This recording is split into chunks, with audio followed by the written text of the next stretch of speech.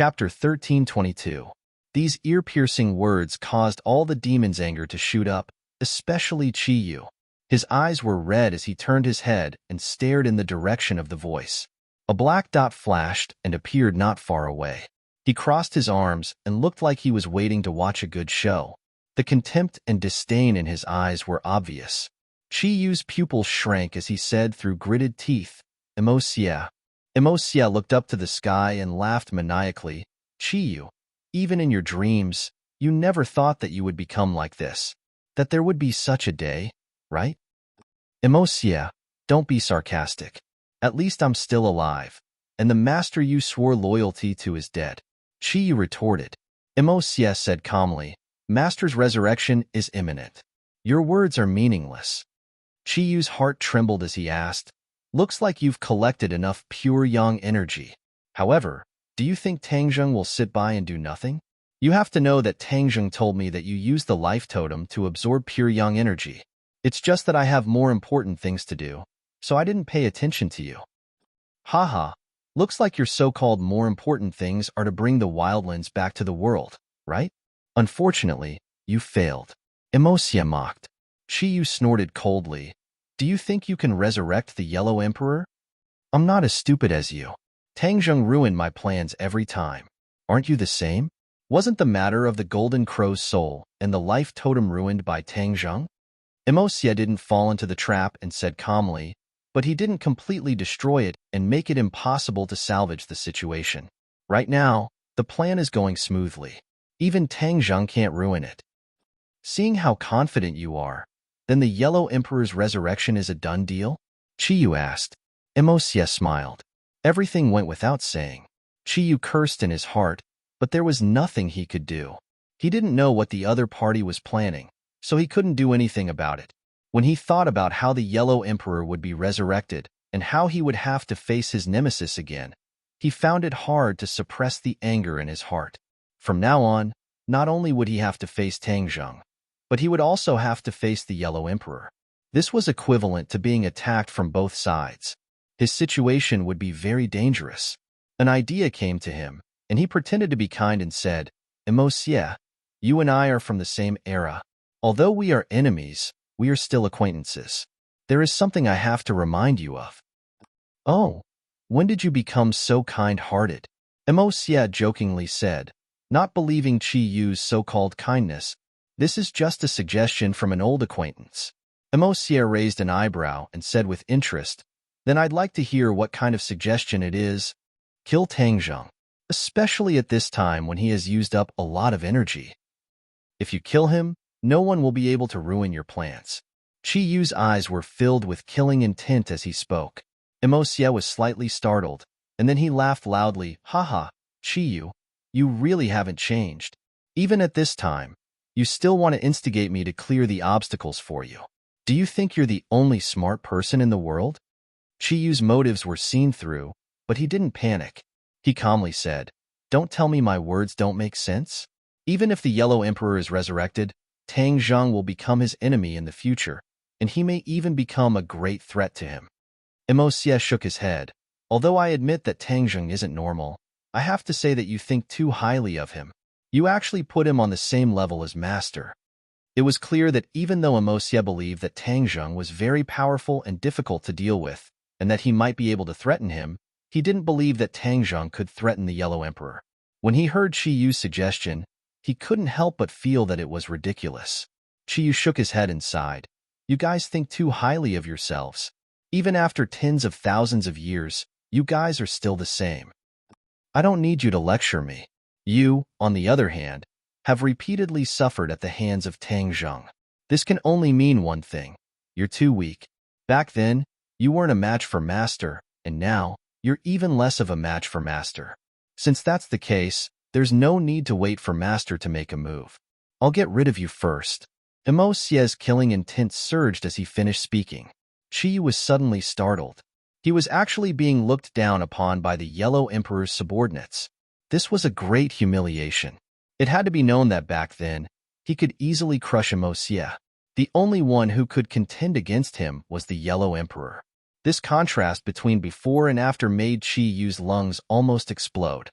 Emosia, you dare to clamor in front of me alone? You don't know how to write death. Back then, you survived, but now, you will definitely die. I will burn your bones and scatter your ashes. You will never be able to rise again. You will never have the chance to revive. Saint King, kill him, Chiyu ordered. Saint King, who had already dispelled the barbaric aura, found an opportunity to vent the anger in his heart. Whoosh! Saint King raised the sky-splitting axe, and a cold light flickered as he aimed it at Emosia. Emosia was not afraid at all. He sneered and said, Chiyu, do you really think I'm alone? Chiyu raised his eyebrows. He had a bad premonition. Sure enough, Emosia raised his hand, and there was a ring on his finger. With a flash of light, a black mass of people appeared behind him. Lu Wuxin and Yimeyu were among the crowd. In the Battle of the Life Totem, the two of them fled in panic and were injured. Now that their injuries had healed, and their cultivation seemed to have improved a lot, they were in high spirits and full of fighting spirit. Storage ring. Chiyu's heart trembled as he cried out in shock. You actually have such a storage magic treasure. This was the pain in Chiyu's heart. Although he had been resurrected for a long time and had the War Soul Sword, he still lacked a high-grade storage magic treasure like Sumeru Tianxia. Emosia had actually obtained such a magic treasure first, which meant that he could hide his weapons with him. By himself, he could come and go without a trace. Whether it was a sneak attack or a battle, it would be more unexpected and the power would increase greatly.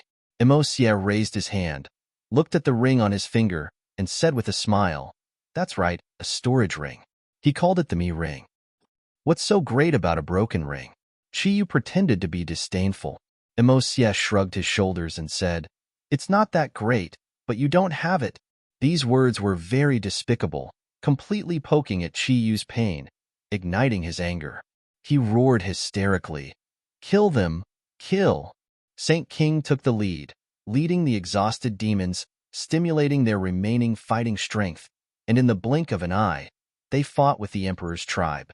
Shouts of killing immediately resounded through the sky, and blood dyed half the sky red. Tang Zheng and the others returned to the peak of Mount Tai, but did not discover this desperate battle. Otherwise, he would have definitely joined in. Looking at the desolate peak of Mount Tai, especially the dead and injured comrades on the ground, everyone fell into silence. This battle was the most desperate one in Tang Zheng's history, and the number of casualties was the most.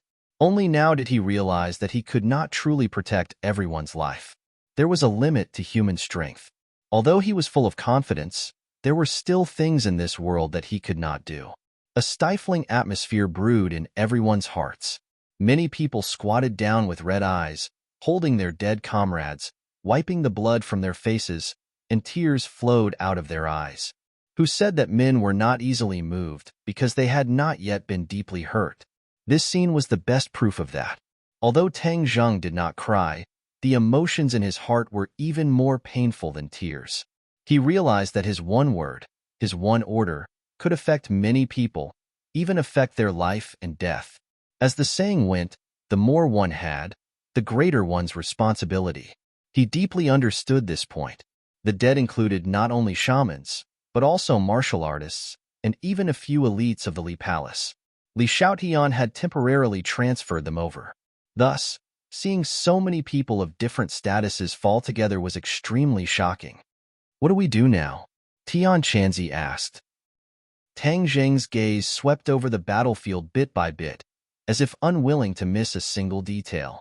He wanted to deeply engrave this scene in his mind. No one urged him, only watched him. After this battle, he had already become the core of everyone's attention. Bring back all the sacrificed comrades. We want to properly bury them, so that they can rest in peace in the underworld. Tang Zheng's voice was powerful and resonant, his voice deep. Yes. The reply was similarly complex, deafening. Following that, everyone orderly found the bodies of their comrades. Because there were demons among the dead. Many people hugged each other, continuously wrestling and killing each other. In the end, they perished together. Their deaths were extremely tragic. Martial artists were not completely useless. Many martial artists eventually used their lives to exhaust other martial artists to death, or a few martial artists work together to surround and annihilate other martial artists. The role of martial artists in this battle explained to the world their battle strength and usefulness. Tang Zheng had never looked down on martial artists. After all, he had too many martial artists by his side. Furthermore, there was Lord Ji Wuxiang, this heaven-defying martial artist. The heaven's chest that he created was extremely difficult to break even for martial artists. Which martial artist would dare to boast shamelessly that he was stronger than Ji Wuxiang? It was precisely because of this attitude of his that he won the Yin family's loyalty. Even though they knew that there would be casualties, and there would be quite a few of them, the Yin family still bravely sent people to support. Tang Zheng walked to the side of the Witch Clan elder, and the Witch Clan gathered around him. The Witch Clan members on the altar were heavily injured. Although they managed to survive in the end, they would need to recuperate for a period of time before they could fully recover. But at this moment, the Witch Clan reunited, sweeping away the previous haze. They held each other's hands and chattered non-stop, as if they had thousands of words to say. This was the most realistic reaction of people who had experienced a life and death situation. Seeing Tang Zheng walking over, the Witch Clan members stopped talking and stared at him with burning eyes. They bowed deeply and shouted respectfully, "Master!" This sentence came from the bottom of their hearts. Tang Zheng did not correct them. The Witch Clan had already made their choice to respect him as their master. If he did not accept their respect, it would be a blow to the Witch Clan's mood. Tang Zheng solemnly nodded his head, and one by one he tightly shook their hands, shaking each other's hands powerfully. In the end, when Tang Zheng held the elder's hand, the two of them looked at each other.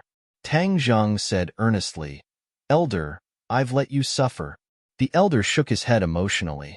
"No, Master, our entire clan is grateful to you for saving our lives." After pausing for a moment, the elder said mysteriously, "Also, the grace of rebirth." Chapter 1323. The Grace of Rebirth? Tang Zheng was completely confused. The elder was very clear about what Tang Zheng was thinking. He smiled mysteriously and explained, "Only now do we understand that there is a savage aura in the blood of the Witch Clan. In the past, these savage auras had always been silent. Now, they have been completely activated and have fused with our blood and bodies, completely changing us." Tang Zheng was shocked. "There's actually such a thing?" The elder nodded and sighed. "Yes, after we fuse with the savage aura, our future cultivation will be different." Tang Zheng vaguely guessed something. The savage aura will help us quickly increase our cultivation. In the future, if we meet another enemy, the Witch Clan will not be like this. We will become the warriors that Master is most proud of. Although the Witch Clan was known as a natural warrior, the Witch Clan in the 10,000 Mountains did not display this trait. They were mostly protected by Tang Zheng.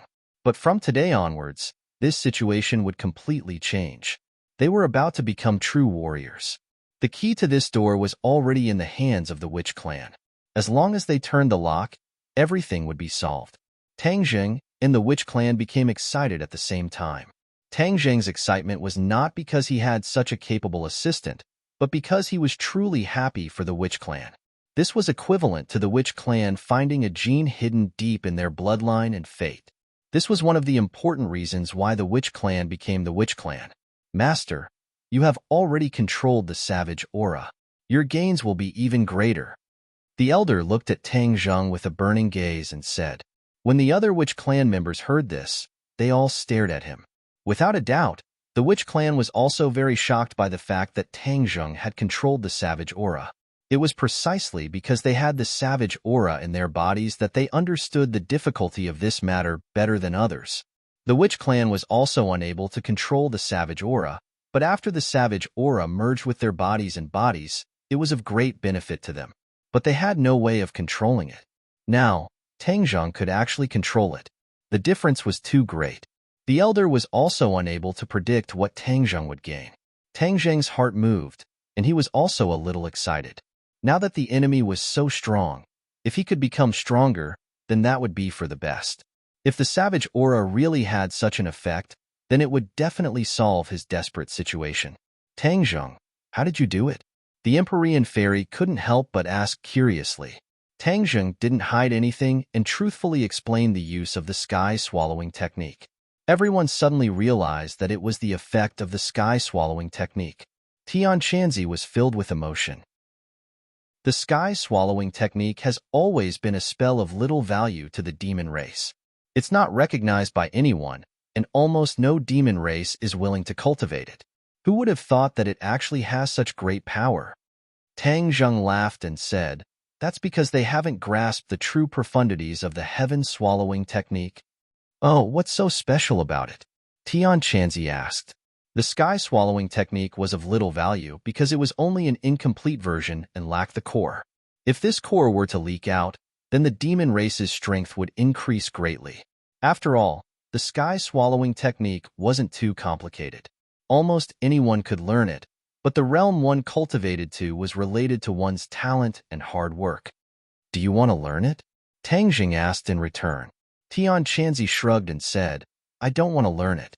My kingsaman has countless secret arts, and they're not inferior to this sky-swallowing technique. Moreover, this is a demon race ability. How can a righteous person like me learn it?" Seeing that Tian Chanzi didn't seem to be joking, it was clear that Tian Chanzi's views weren't too different from 1,000 years ago. They were deeply ingrained. The Empyrean fairy also had no intention of learning the sky-swallowing technique. She was the daughter of the Emperor of Heaven and was especially confident in her own abilities. Of course, she wouldn't change her home halfway and cultivate other abilities. The fallen comrades had already been collected and lined up together. It was a ghastly sight. Everyone stood in front of the corpses and bid them farewell. Tang Zheng raised his hand and said, "I'll have to trouble you all to stay in Sumera Heavens for a while. When we return, we'll definitely give you a grand burial and lay you to rest." Sumera Heavens flashed and all the corpses were collected into Sumera of Heavens. Only the corpses of the demon race were left on the ground. The demon sect had fled in a panic and didn't have time to collect their own people. The others stared hatefully at the corpses of the demon race. If it weren't for them, their comrades wouldn't have died. They couldn't wait to turn these demons into ashes. "Everyone stand still, don't move." Suddenly, an angry roar came from the foot of the mountain.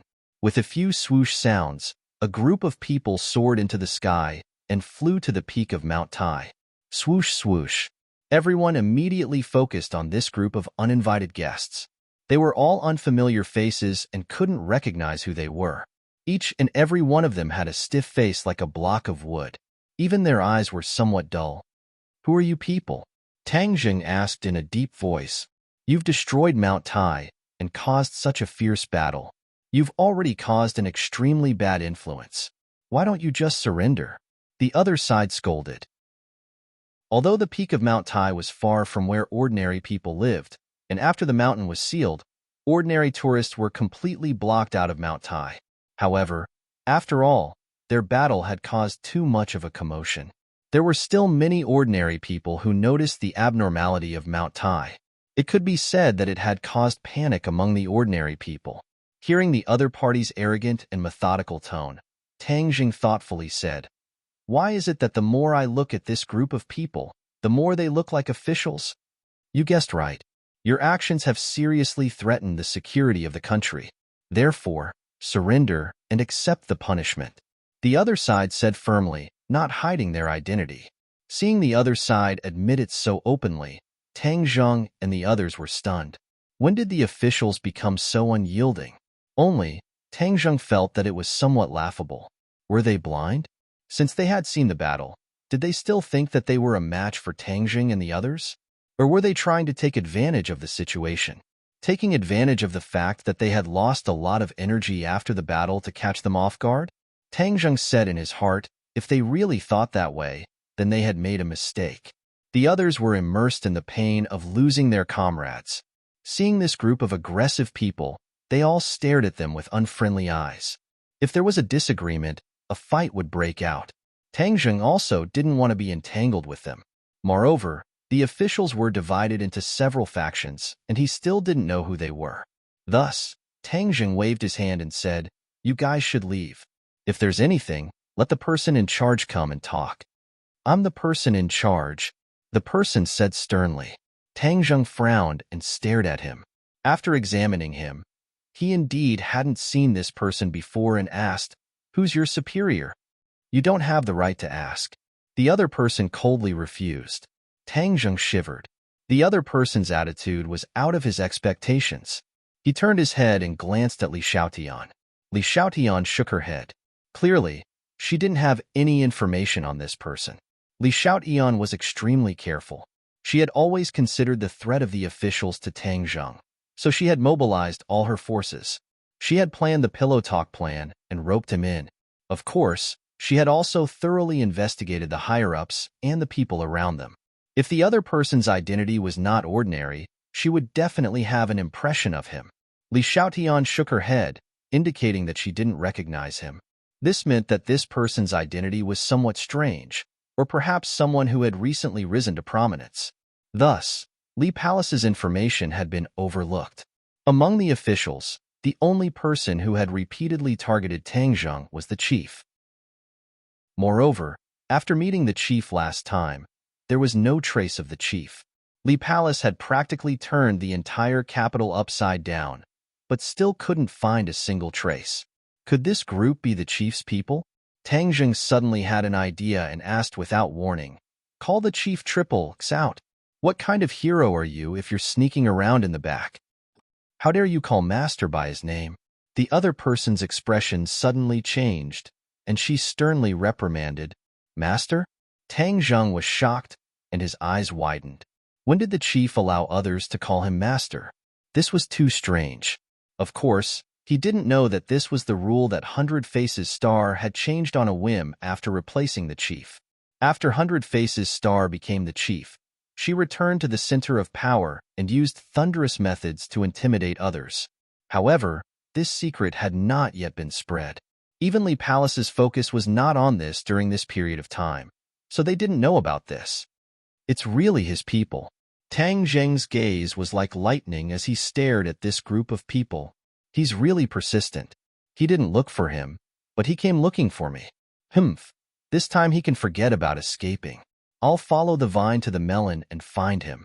Tang Zheng had already made up his mind to kill. Although this person had a high position and power, he had targeted him time and time again. The most important thing was that this person was too selfish and was not wholeheartedly devoted to the public. "If we don't surrender, then what do you want? And how did the chief order you to deal with us?" Tang Zheng asked provocatively. "Kill without mercy." The other party said resolutely and with a murderous aura. "What?" The crowd was so excited that they actually dared to give the order to kill without mercy. That was because they did not put them in their eyes at all. Yin Patian had always held an extremely high position in the secular world, and was also good at weighing the pros and cons of all parties. Actually, he did not want to directly clash with the chief, but after hearing this order, his white eyebrows twitched, and he said angrily, "After killing you bunch of shrimp soldiers and crab generals, let's see what he dares to do to us." As he spoke, he looked towards Tang Zheng. Tang Zheng did not hesitate either. He nodded with a gloomy face, and with a tap of his foot, he took the lead and rushed out. "Then I'll kill you first."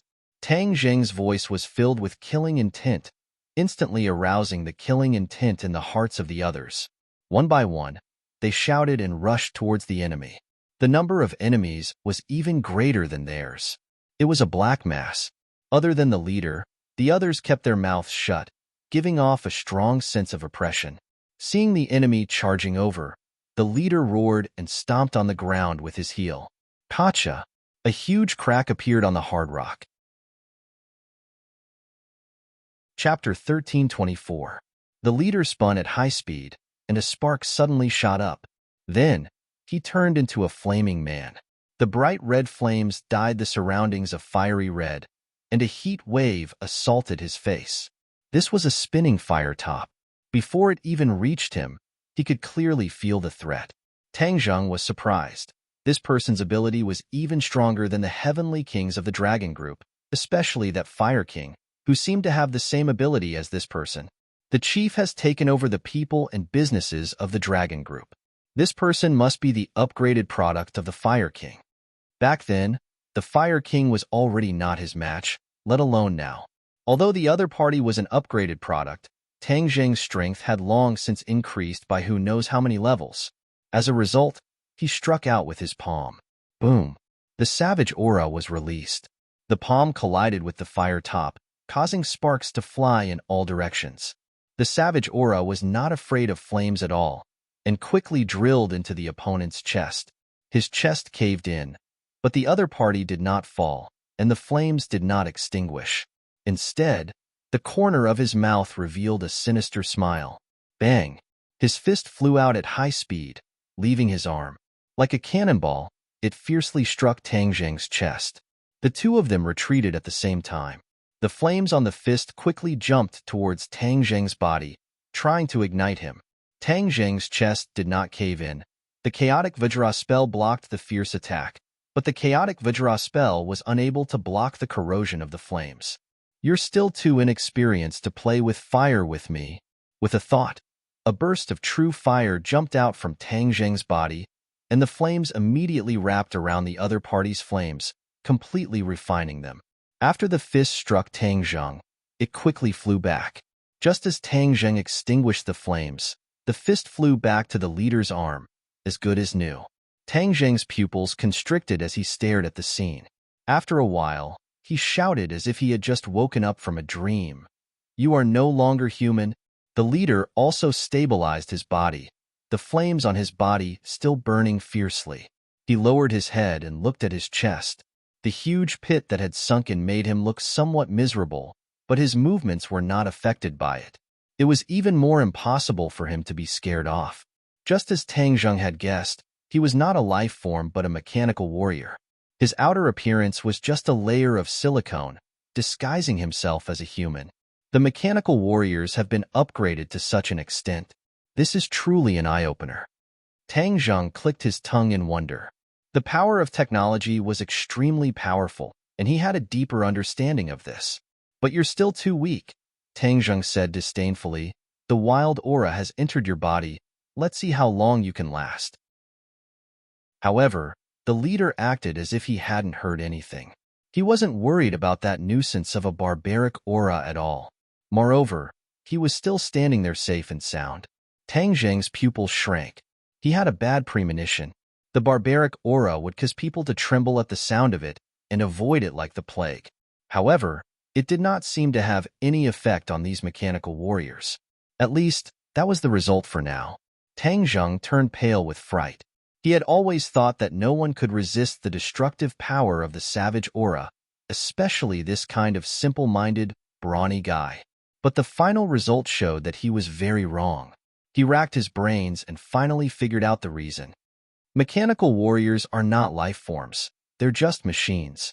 The barbaric aura enters the meridians of the human body, which means that it's only effective on life forms. Naturally, you're not affected by it. If the barbaric aura really descends into the human world, other than the witch race and the demon race, wouldn't these mechanical warriors be able to survive as well? They wouldn't even need time to adapt. Tang Zheng sighed. Perhaps Chi Yu would never have dreamed that his painstaking plan would not only benefit himself, but also these mechanical warriors. Although you're not afraid of the barbaric aura, you're still overestimating yourself if you want to fight against me. Tang Zheng growled and charged at the other party again. Whoosh! A leg came down vertically.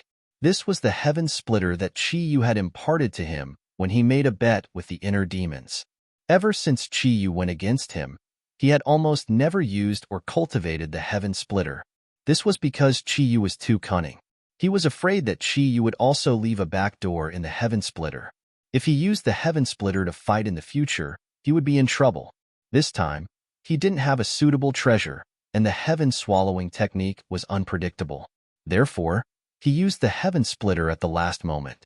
The heaven splitter had helped him defend against enemies before and was very powerful.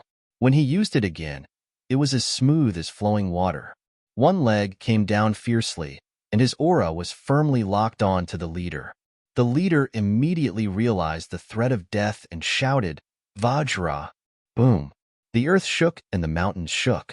A giant flew up from the bottom of the mountain and landed heavily on the mountain peak, protecting the leader. Bang! The heaven splitter hit Vajra's leg. Kacha! Sparks flew from the leg, and electrical wires appeared. Vajra didn't move at all, as if this injury was just an itch. This wasn't the most frightening thing. The next scene completely stunned Tang Zheng, and he almost couldn't move his eyes away. The wound that was emitting sparks was actually healing automatically, just like a cultivator healing. Vajra was a giant mecha, and it actually had the ability to heal automatically. This was really terrifying. The leader seemed to have seen through Tang Zheng's shocked thoughts and smiled proudly. How is it? Now you know how powerful Vajra is, right? Tang Zheng did not say a word. Vajra's power was indeed beyond his imagination. However, he didn't know that the automatic healing displayed by Vajra was fundamentally different from that of cultivators. This was the power of technology. There were nanomachines in Vajra's body that specialized in healing. They were very faint and invisible to the naked eye.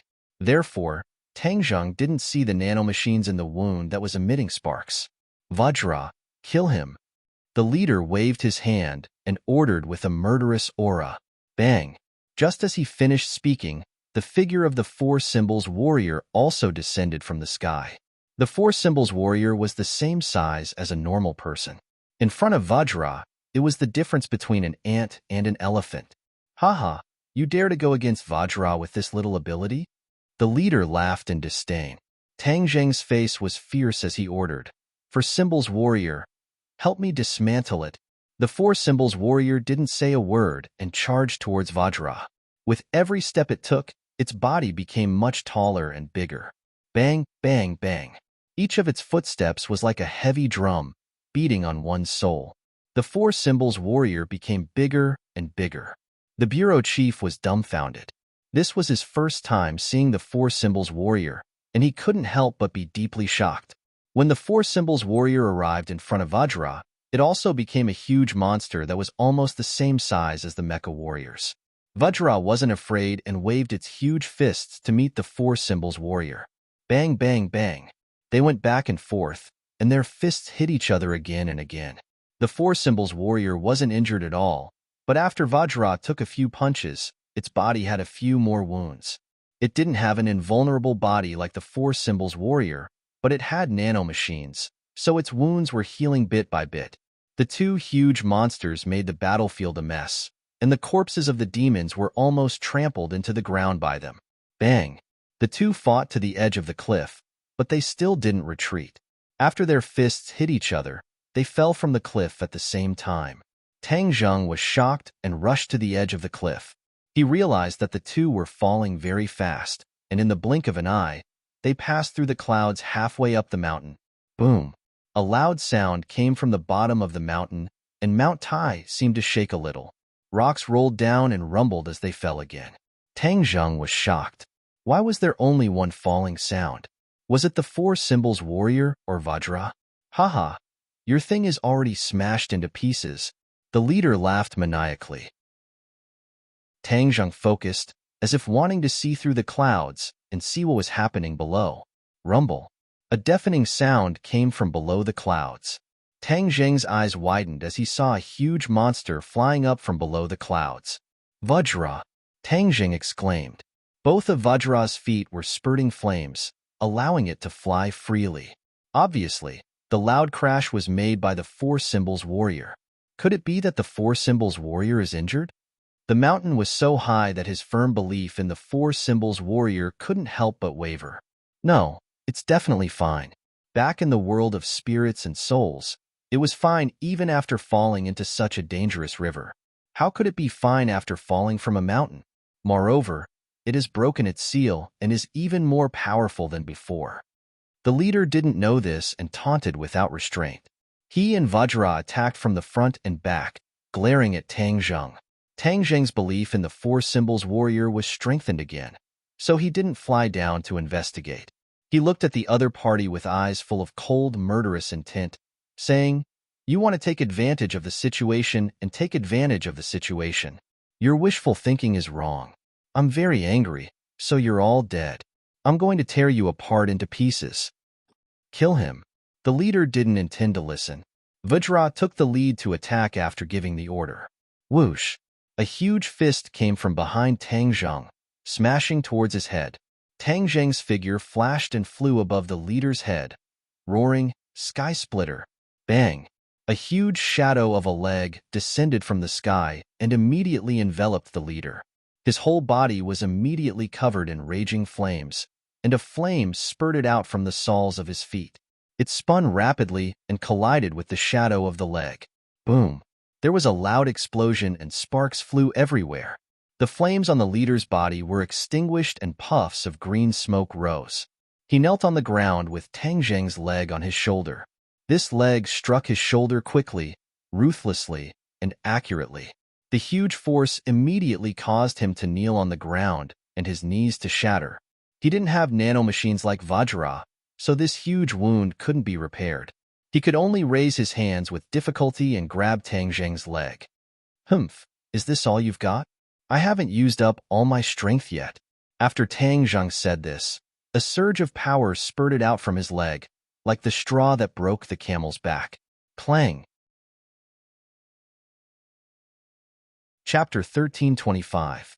The leader fell apart into a pile of parts, but it didn't affect the movements of the other mechanical warriors. Their gazes didn't even change. These were mechanical warriors, true killing machines without any emotions. No matter how much they looked like humans, they were still cold and lifeless. Whoosh! King Kong attacked fiercely from behind. Tang Zheng tilted his body slightly in an attempt to dodge the attack. Boom! With a loud boom, the mountain shook and the earth quaked. The four symbols venerable quietly appeared on the mountain peak. With a single kick, he swept the Vajra. King Kong fell to the ground, causing the earth to tremble again. The battle between the two behemoths affected the others, and they were too late to avoid it. The four symbols venerable pounced on King Kong as soon as he fell. Tang Zheng was delighted and couldn't hide his joy. He shouted excitedly, "Four symbols venerable! Finish him off!" The four symbols venerable had a tacit understanding and attacked even more fiercely. King Kong stood up and flames rose from the soles of his feet and flew into the air. The four symbols venerable wasn't worried at all. He stomped heavily on the ground and shot into the sky like a cannonball. His huge fist hit King Kong's soles directly. Crack! King Kong's feet immediately shattered into pieces with sparks flying everywhere. The nanomachines quickly repaired it. Seeing this, Tang Zheng immediately reminded loudly, "For symbols venerable, take advantage of this opportunity to defeat him completely." The four symbols venerable didn't say a word, but he deeply understood Tang Zheng's intention. His punches and kicks weren't fast, but King Kong couldn't evade them at all. It was as if only these two were left in this battle. The others paled in comparison. After all, such an earth-shattering battle was rare. In the distance stood a person, Junko. Junko was very secretive, and it was difficult for others to discover her presence. She was under the orders of Multiform to pay close attention to the situation. Of course, the focus was on the battle between Tang Zheng and the demons. Multiform was very interested in this dispute. Chiyu actually wanted to bring the wildlands back to the world. His ambition wasn't small. Multiform was someone from ancient times and was no stranger to the wildlands. He knew how powerful they were.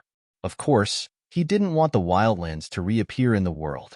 After all, his desire for power had already sprouted, and he wouldn't allow anything to happen from his hands. The reappearance of the wildlands meant that Chiyu would rule the world, and there would be no place for him to play. Therefore, he had the same request as Tang Zheng. Both of them did not want the wildlands to reappear in the world. However, in order to preserve his strength, he did not want to act rashly. Therefore, he had been ordering Junko to sit on the mountain and watch the tigers fight, so that he could reap the benefits. His wishful thinking was very good, and he even succeeded. Chiyu and Tang Zheng were both injured. However, the 100-change Star Sovereign did not expect that the great Chiyu would be chased and beaten by Tang Zheng. This was too humiliating. As someone from the ancient past, he also blushed with shame and criticized Chiyu. However, he did not hesitate for long and made a decision. In the end, his eyes locked on Tang Zheng. After all, Tang Zheng was a rising star. The impression he gave the 100-change Star Sovereign was far less than Chiyu. Chiyu made the 100-change Star Sovereign fearful. Even if Chiyu looked injured, Who knew if he was deliberately mystifying? Therefore, the 100-change star sovereign made a decision almost without hesitation. Tang Zheng had ruined his plans time and time again. The 100-change star sovereign naturally wanted to get rid of this stumbling block, especially when this was a once-in-a-lifetime opportunity. Now, the 100-change star sovereign had just succeeded in seizing power. Countless eyes were watching him, and he could not leave the capital. Otherwise, he would definitely come personally and catch Tang Zheng off guard. He couldn't do it himself, so he sent his most trusted Junko to lead the mechanical warriors and King Kong. He took them from the previous leader. He did not feel sorry for them and directly sent them to fight, hoping to win in one battle. Junko looked at the battle on the peak of Mount Tai from afar. Her eyes were wide open, and her delicate face was full of killing intent. She originally thought that picking up scraps would be an easy task. After all, the battle between Tang Zheng and the Demon Clan was so fierce, and the consumption and damage were great. She had seen the strength of the mechanical warriors and King Kong, so she was very confident. However, she did not expect that although this team suffered heavy losses, their will to fight was as strong as the sun in the sky. Especially when they saw their comrades who had sacrificed themselves, their hearts were filled with anger. The Nephilim had escaped, and they had nowhere to vent their anger. The appearance of the mechanical warriors and King Kong gave them a chance to vent. Of course, they would not miss this good opportunity. Therefore, the battle was particularly fierce. These lifeless mechanical warriors did not gain any advantage. The mechanical warriors were not to be trifled with. They also killed their opponents. Fresh blood stimulated their nerves again. Suddenly, the battle became more intense. Junko saw this scene and understood that the 100-change Star Sovereign's plan had failed. Tang Zheng was not so easy to deal with. He recorded this battle from afar and sent it back to the capital. The 100-change Star Sovereign was watching closely. When he saw the situation of the battle, he was flustered and exasperated and flew into a rage. He already knew that his wishful thinking was wrong. Tang Zheng was not a soft persimmon. He could not need him. His eyes flashed, and he said to himself hatefully, "Tang Zheng, you changed so quickly. I really underestimated you. If I can't kill you this time, you will definitely become a big problem for me in the future. The Li Palace is your left arm and right arm. I recently found that there are many people in the center of power in the Li Palace. I will get rid of them now, so that the Li Palace can no longer infiltrate my territory." As the 100-change Star Sovereign spoke, an unfathomable smile appeared at the corner of his mouth. Tang Zheng and Li Xiaotian did not expect that the spies they had buried so deeply were still discovered by the 100-change Star Sovereign and wanted to kill them. The 100-change Star Sovereign was indeed different. He was very different from the other people in the hierarchy of power. He was swift and decisive and did things his own way. It was precisely this kind of personality that attracted a group of people. These people were a group of people at the top of the hierarchy of power. Because of them, the 100-change Star Sovereign was able to control the top of the hierarchy so quickly. The purge operation begins. The 100-change Star Sovereign secretly gritted his teeth and immediately made a call. A series of operations began quietly. The people involved had no idea that a disaster was about to befall them. "Junko, come back." Although the 100-change Star Sovereign was unwilling, he had no choice but to give the order. Junko gritted her teeth and stared deeply at the battlefield. She resolutely turned around and disappeared without looking back. As for the mechanical warriors and King Kong at the top of Mount Tai, she did not look at them again. Those were products that could be mass-produced. What did it matter if they were dead or alive? Anyway, they could be produced again. If she could kill more of Tang Zheng's forces, wouldn't that be a wonderful thing? Tang Zheng did not know that Junko had secretly escaped. His attention was focused on the battle between King Kong and the Four Symbols Venerable. The Four Symbols Venerable fully unleashed his combat strength. King Kong's defeat was gradually becoming apparent. With only one leg left, it was difficult for him to survive alone. Although he had nanomachines to repair his wounds, the Four Symbols Venerable's attacks were too fierce. The nanomachines could not be repaired in time, and were heavily injured by the Four Symbols Venerable again and again. Under such circumstances, there was not much suspense in the battle. The four symbols venerable once again delivered a fatal blow. Using both his hands and feet, a terrifying force struck King Kong. With a boom, half of King Kong's body was shattered from his shoulder to his waist. King Kong staggered and quickly retreated. He only had one leg and one arm left. Without needing Tang Zheng's order, the four symbols venerable immediately followed up with a kick to King Kong's head. Crack! Sparks flew in all directions as King Kong's head flew off. With a whoosh, it flew down the cliff. The headless half of its body swayed. Finally, with a boom, it fell to the ground. After trembling a few times, the nanomachines that could not be seen with the naked eye completely ceased their activities. Without a head, King Kong was as good as dead. The nanomachines were of the same origin as King Kong. Now that King Kong was dead, the nanomachines naturally lost their power and were completely paralyzed. Tang Zheng was not surprised by this outcome. The four symbols venerable came from ancient times after all. They were the guardians of the witch tribe. Even Qi Yu wanted to take them for himself. This showed just how extraordinary they were. King Kong was a product of a short period of time. It looked very frightening, but it was a paper tiger. When faced with a real tiger, the paper tiger would naturally be defeated. The others' battles were also nearing the end. Although the mechanical warriors were powerful, they were still wiped out in the end.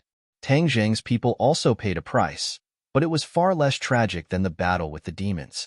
After the last mechanical warrior fell, the crowd let out a deafening cheer. The suppressed killing intent was released, and relieved to a certain extent. After everyone finished cleaning up the battlefield, they gathered together. They looked at each other and fell into silence again. This sudden attack caused everyone to be somewhat puzzled, especially when they knew that all of this came from the chief. Yin Patian changed his previous attitude and took the lead to break the silence, saying, "Chief is so vicious and merciless. He has already completely stood on the opposite side of us, so we absolutely cannot be lenient." After all, Yin Patian was not as unafraid of authority as cultivators. He was a person who had been in the secular world for his entire life, and some of his views were deeply rooted, such as his relationship with the authorities. Unless he had no other choice, he definitely did not want to shed all pretense of cordiality. But this time, he actually took the initiative to say these words. That meant that he had changed his mentality and mind, or perhaps he had also become as lawless as Tang Zheng and the others. Empyrean Fairy snorted disdainfully and said, "Qin Shi Huang is nothing, let alone this person." As always, she showed contempt for power and disdain for the chief. Tang Zheng's face was gloomy as he looked at the messy battlefield. His tone became deep as he said, "Even if you have to dig 3 feet into the ground, you have to find him for me." Everyone's minds shook as they understood that Tang Zheng had completely set his mind on killing. This meant that he had completely broken off from the power, and their relationship would deteriorate. Li Xiaotian did not object, but he had already made up his mind. After returning, he would definitely use all of Li Palace's power to minimize the impact of all of this as much as possible. It was not to the extent where Tang Zheng would truly be at odds with the power level, where he would strive for the support of more people and only burn the flames of war towards the chief. "Let's go home." Tang Zheng did not say much. He waved his hand and returned to the capital. He did not know that a fierce battle was unfolding between the Demon Clan and the former subordinates of the Yellow Emperor, just like the continuation of the Battle of Zhuolu tens of thousands of years ago. Chapter 1326. The Demon Clan was exhausted. Countless of their comrades had died. They were fighting against the former subordinates of the Yellow Emperor with exhausted bodies. The fighting strength of the former subordinates of the Yellow Emperor was almost off the charts, killing the Demon Clan to the point that they were in a panic, killing Qi Yu and Saint King to the point of wanting to die. This was simply a disgrace to the Demon Clan, a disgrace to Qi Yu. Back then, when Qi Yu faced the Yellow Emperor, he was not so passive and in such a sorry state. Today, facing the general under the Yellow Emperor, this was actually the result. How could the proud Qi Yu endure it? In order to protect Qi Yu, Saint King had a large portion of his fighting strength restrained, and was unable to unleash his full strength. Compared to the former subordinates of the Yellow Emperor, The other demon clan were much stronger. Yimei's traceless dream displayed its might, causing many demon clan to fall into a dream, and then killed them one by one. Many of these demon clan had higher cultivation than her, but unfortunately, the traceless dream was too strange, causing them to be unable to guard against it. Even after that, they thought of ways to guard against it, but they did not succeed completely. After all, they were not like Tang Zheng, who had another soul living in his body that could be awakened at the crucial moment. The reason why it was difficult to find a successor for the traceless dream was because this divine ability was too heaven-defying, to the point that the requirements for the successor were extremely harsh. It was simply abnormal. Yimei's talent was extraordinary, and she actually met this condition, which was why she had her current achievements. Seeing the demon clan die under her hands, Yimei's face glowed with pride. However, she knew that if not for her ruthlessness in killing her master at the crucial moment, she would definitely not have her current position in the former subordinates of the Yellow Emperor. She might just be the disciple of the Nightmare Lord, and could not be the head of the family. Therefore, she was very glad that she made the choice back then. Killing the Nightmare Lord was the wisest decision. As for whether this matter would be exposed, she was not worried at all. Tang Zheng had already revealed this matter to the former subordinates of the Yellow Emperor, but no one believed him. Perhaps, even if someone was suspicious, they wouldn't dare to do anything to her without real evidence. After all, her role in the Yellow Emperor's former subordinates was becoming more and more prominent, and her position was also getting higher and higher. The Yellow Emperor's former subordinates couldn't bear to lose her, the only person who could use the Traceless Dream spell after losing Nightmare Lord. No matter what the former subordinates of the Yellow Emperor did, they could only endure without any clear evidence. Yimei was not an idiot, so she thought everything through clearly. She was fearless, so when facing Lu Wuxin, she was no longer as cautious as before. Lu Wuxin had suffered a huge loss at the hands of Tang Zheng, and the Heartless Willow was also destroyed. Her fighting strength was greatly reduced, so Yimei was naturally no longer afraid of her. Therefore, among the former subordinates of the Yellow Emperor, the only person Yimei feared was Emosia. Emosia was unfathomable, so she did not dare to act rashly. Yimei killed a few more devils and looked at Lu Wuxin. As if their hearts were connected, Lu Wuxin also turned his head to look at her. When their eyes met, Yimei did not hide her pride at all. It was obvious that she was provoking him. When Lu Wuxin saw this, he hated her from the bottom of his heart. He secretly regretted not seeing that Yimei was such a person, but it was too late now. Ever since Yimei's comprehension of the Traceless Dream spell had risen to another level, her cultivation had leaped by leaps and bounds. Lu Wuxin had been challenged by Yimei everywhere. Her reputation as the strongest female general in the Yellow Emperor's former subordinates seemed to be in danger. If she had not recovered her former strength when the Yellow Emperor was revived, and Yimei became more and more powerful, then Yimei would very likely soar into the sky and take her place. This would definitely be a great disaster for Lu Wuxin. Although Emosia and Lu Wuxin were old acquaintances and comrades, he did not favor Lu Wuxin. In the ancient era, people respected the strong, and Emosia was no exception. He was a swordsman, and his pursuit of power was even more persistent. Seeing Yimei soar into the sky, he could not help but have a whole new level of respect for her. Lu Wuxin's name was Wuxin, but he was not really a heartless person, so he was very clear about Emosia's temper, and did not complain to him and ask for help. If she really did that, Emosia would look down on her even more, and her position in his heart would be even lower, which would benefit Yimei for nothing. Emosia's Ganjiang sword thrusted out a few times, heading straight for Qiyu. He had already attacked Qiyu time and time again. In fact, he knew that he could not kill Qiyu, but he did not stop, because this could completely restrain Saint King's power. Saint King's cultivation was slightly higher than Emosia's. Emosia had gone through a lot of trouble to recover to the first stage of the Mahayana realm, and was not a match for Saint King at all. Therefore, he had no choice but to find another way to target Qiyu. The effect was amazing. Saint King was furious, but he could not do anything to Emosia. He could not abandon Qiyu and chase after Emosia, So Emosia used guerrilla warfare to distract him, causing him to almost collapse. Emosia, if you have the ability to fight me head-on, what kind of man are you? Saint King flew into a rage. Emosia was unmoved. No matter how unpleasant Saint King's words were, he would not be angry. You are an ancient person, and your cultivation is inferior to mine. Yet you use such despicable methods. This is simply a great disgrace. Saint King continued to attack with his words, trying to anger Emosia and make him change his strategy. Unfortunately, Emosia did not eat this at all. As an ancient person who had been famous for a long time, his cultivation was not as good as Saint King's. This was indeed not a glorious thing. But Emosia was not worried at all. This was because his cultivation recovered very quickly. Ever since he was resurrected, his cultivation had improved by 1,000 miles. Especially recently, it was like the speed of a rocket. This was all within his expectations. After some time, his cultivation would recover to its previous peak level. Then, it would be a piece of cake for him to deal with a Saint Monarch. It was precisely because he knew that this group of people recovered their cultivation quickly that he was determined to intercept and kill the demons halfway. Chi was the same as him, or even faster than him. Once he adapted to his new body and new environment, he would soar to the sky.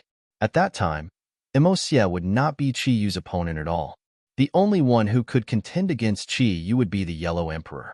This was equivalent to throwing a hot potato to the Yellow Emperor. As a subordinate, this was where Emosia was not competent. Of course, he did not want to leave the mess to the Yellow Emperor. He wanted to settle everything, and once the Yellow Emperor was resurrected, he would not have to worry about these messy things. Therefore, he was determined to win this battle. Not only did he want to annihilate the demons, he also wanted to take advantage of the fact that Chi Yu had not recovered to kill him.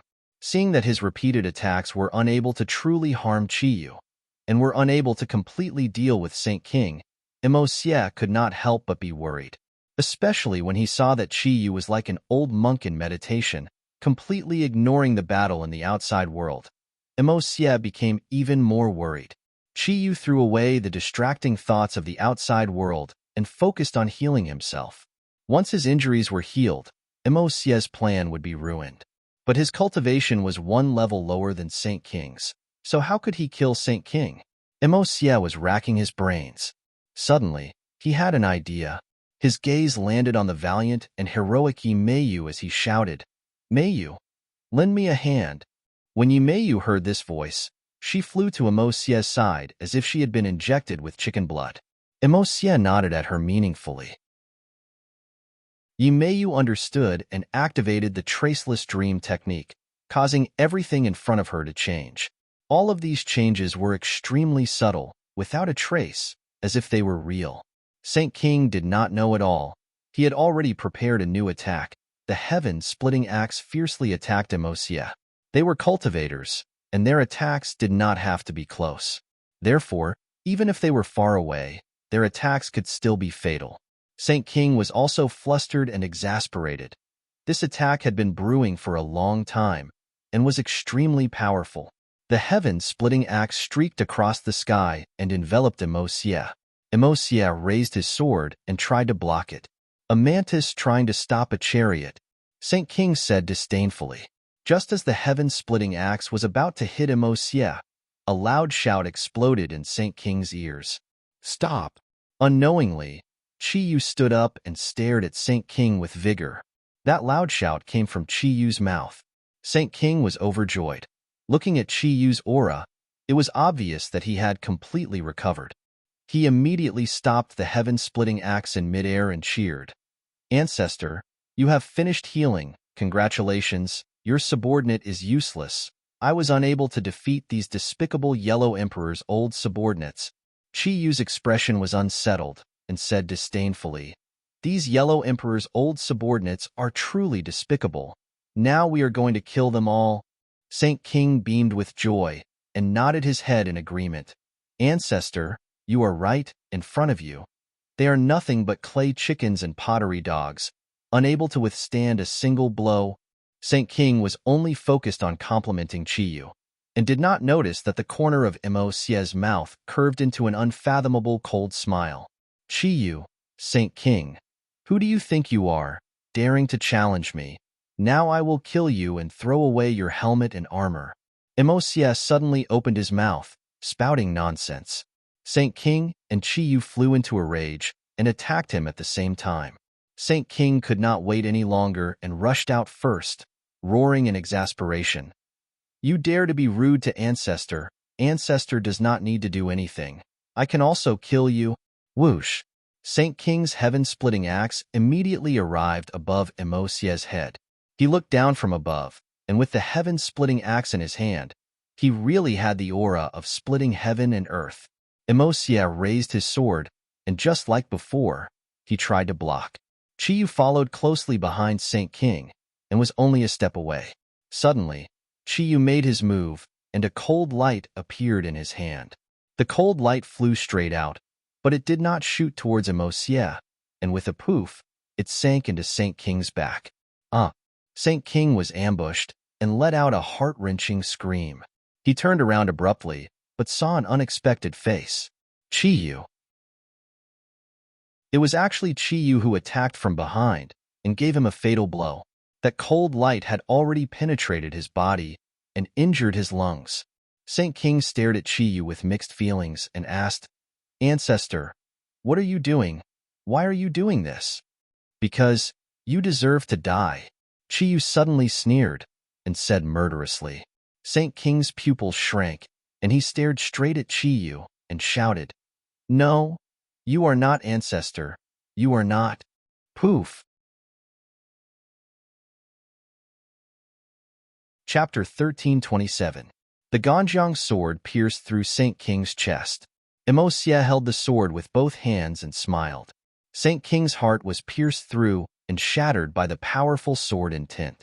However, Saint King was not dead yet. Instead, he turned his head and looked at Emosie, who was right in front of him, then looked at Chiyu and said in despair, What is going on? Chiyu suddenly opened his mouth and said disdainfully, Haven't you heard of the Heart's Dream Traceless spell? Heart's Dream Traceless? Saint King was at a loss. Nightmare had died a long time ago, so his divine ability had not been passed down. Of course, the demons did not know about a divine ability from tens of thousands of years ago. Saint King's attention was focused on Chiyu when Yimeyu used the Heart's Dream to kill the other opponents, so he did not notice any clues. In the end, he was finally tricked by Yimeyu. Who the hell are you? Saint King's mouth was already bleeding as he glared at Chiyu and asked, Of course I'm Yimeyu. As if his vision blurred, Chiyu changed his appearance and became Yimeyu. Saint King's pupils constricted as he shouted hysterically, You actually deceived my eyes. After Emosie absorbed Saint King's attention, Yimeyu took advantage of the Saint King's unpreparedness and used the Heart's Dream Traceless spell without a trace. Finally, she silently lured the Saint King into the dream. This time, it was very different from before. In the past, in the dreams that Yimeyu created, she was the only living being. No matter how many people or things there were, they were all illusions. This time, it was completely different. The Emosie in the dream was real. This was the change brought about by Yimeyu's cultivation and attainments. He could let others enter the dream she created and become her assistant to help her defeat her enemies.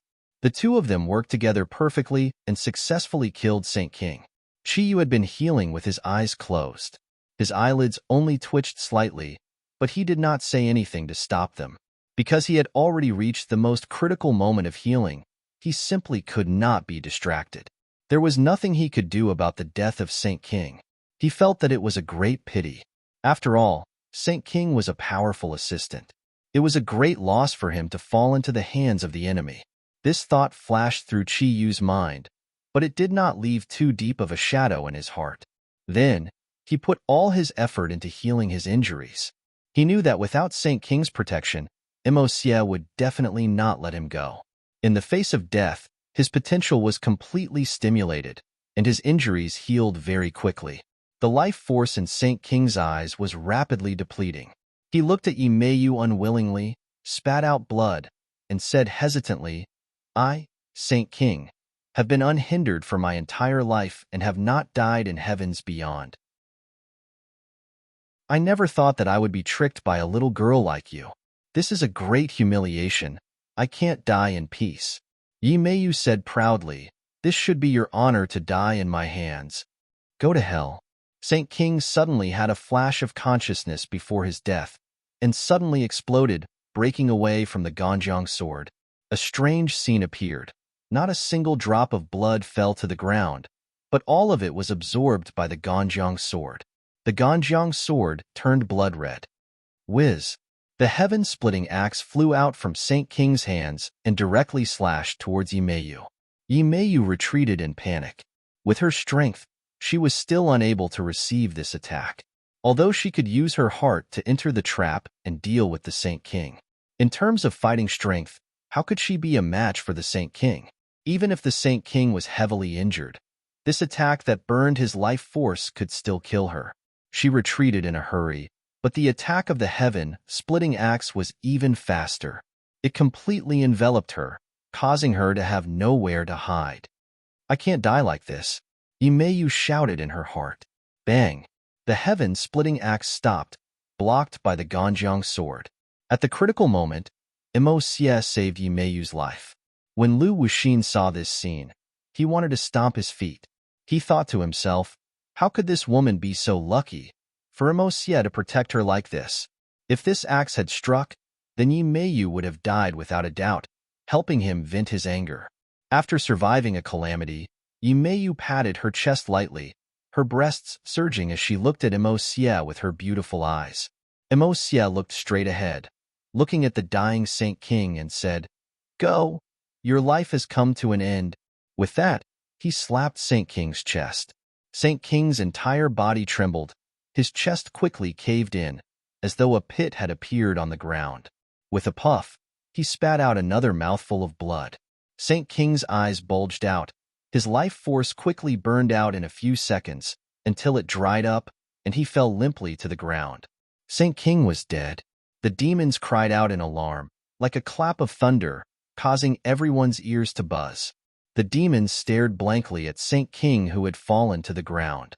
That was once their leader, who led them to avoid the pursuit of the natives of the sky beyond heaven, and even said that he would bring them back to do something big and rule the entire world.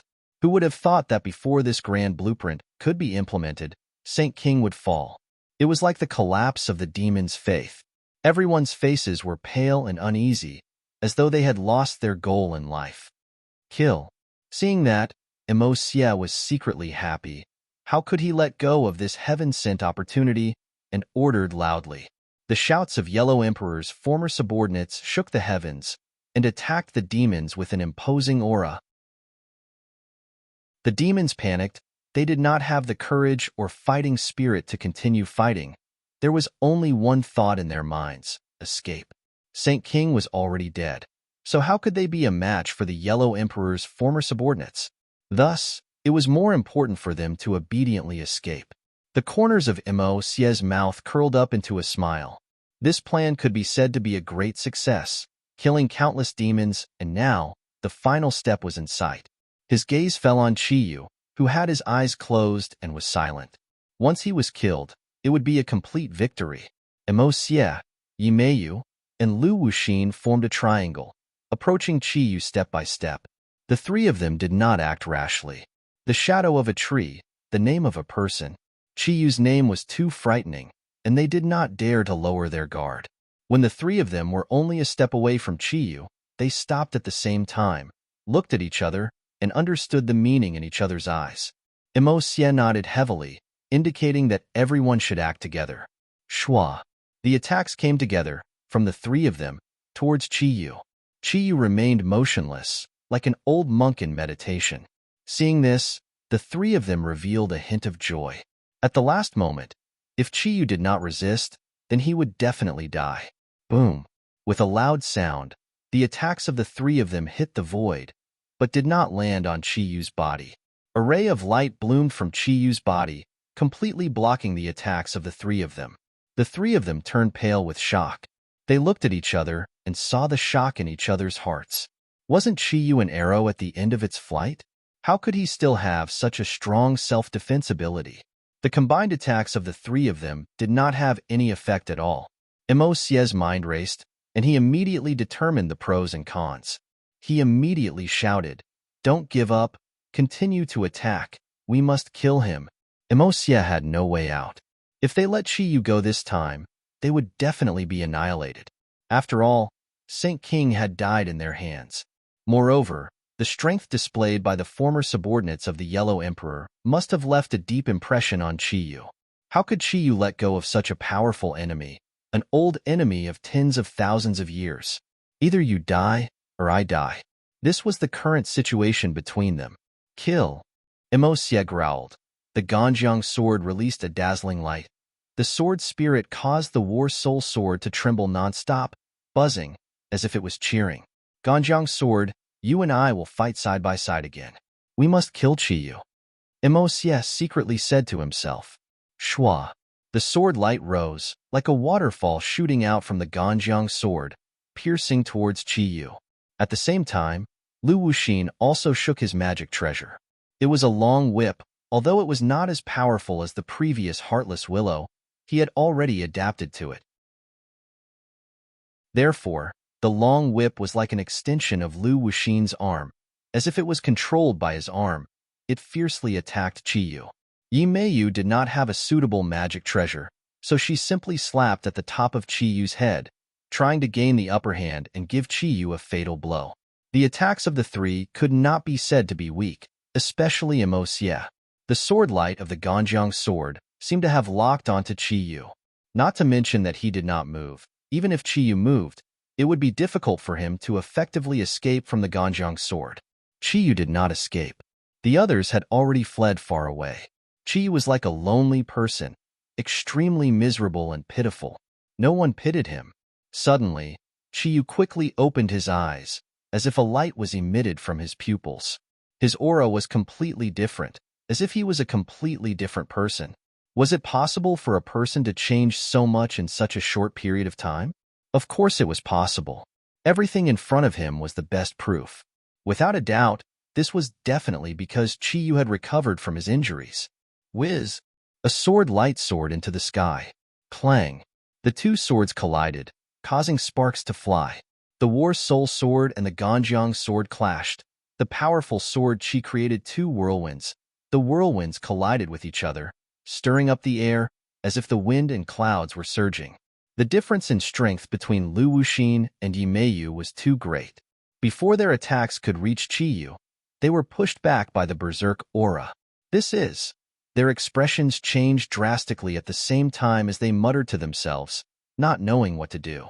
Chiyu's injuries had healed, so should they fight or retreat? Since the two of them could kill the Saint King, then if the three of them worked together, would they be able to kill Chiyu? This thought ignited in the hearts of the two of them. However, Emosie was not so optimistic in his heart. As the person involved, he knew the power of this sword strike the best. It was the power that came back from the Ganjiang sword that shook his soul, causing his arm to tremble and the Ganjiang sword to almost fly out of his hand. Kill. Emosie did not give up. Victory or defeat depended on this move. If he gave up, then Chiyu would definitely chase after him relentlessly in the future, which was definitely not a good thing for them. It would be better to take a gamble. If they could kill Chiyu, that would be the greatest victory.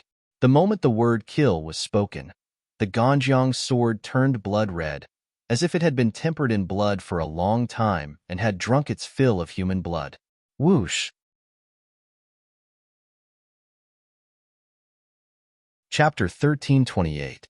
The sky was as red as blood, and the slash of the Ganjiang sword contained boundless power. Chiyu casually raised the War Soul sword.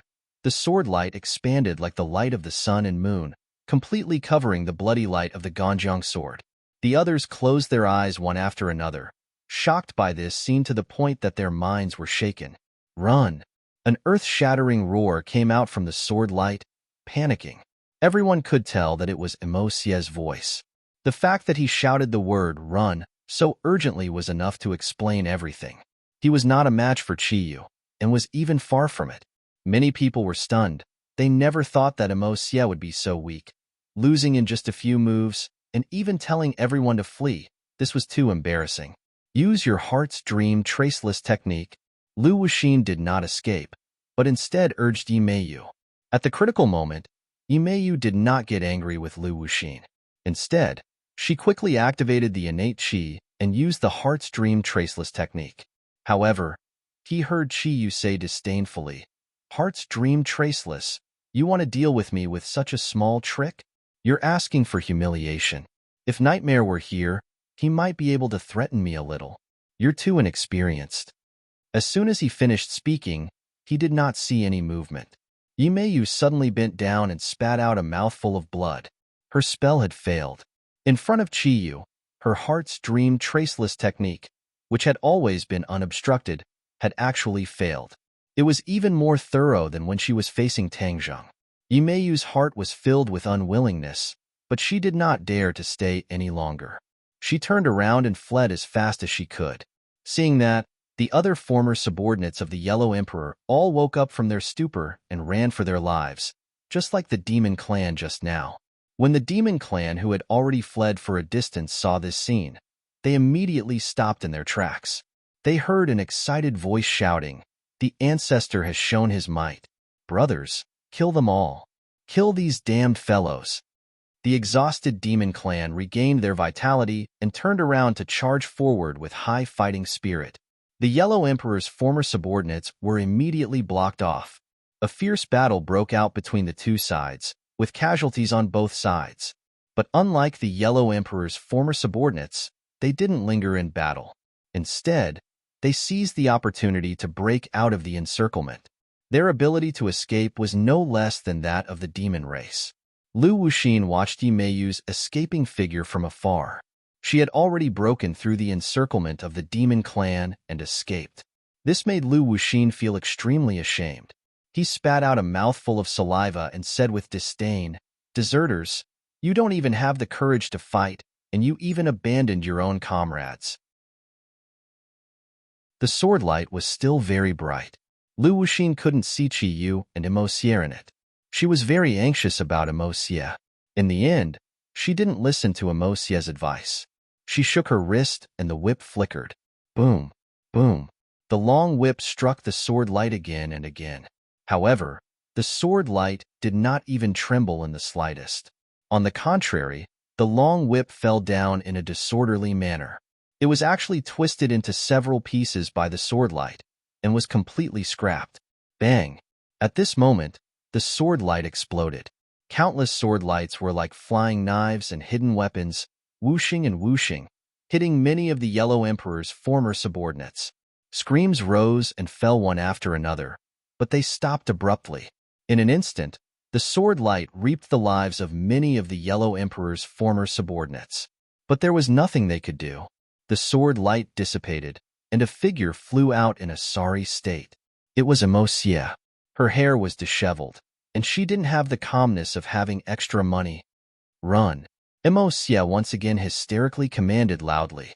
Then, she didn't care about anyone else and, like a stray dog, fled as fast as she could. Lu Wuxin's long whip had just been destroyed. Seeing this scene at close range, the shock in her heart could be imagined.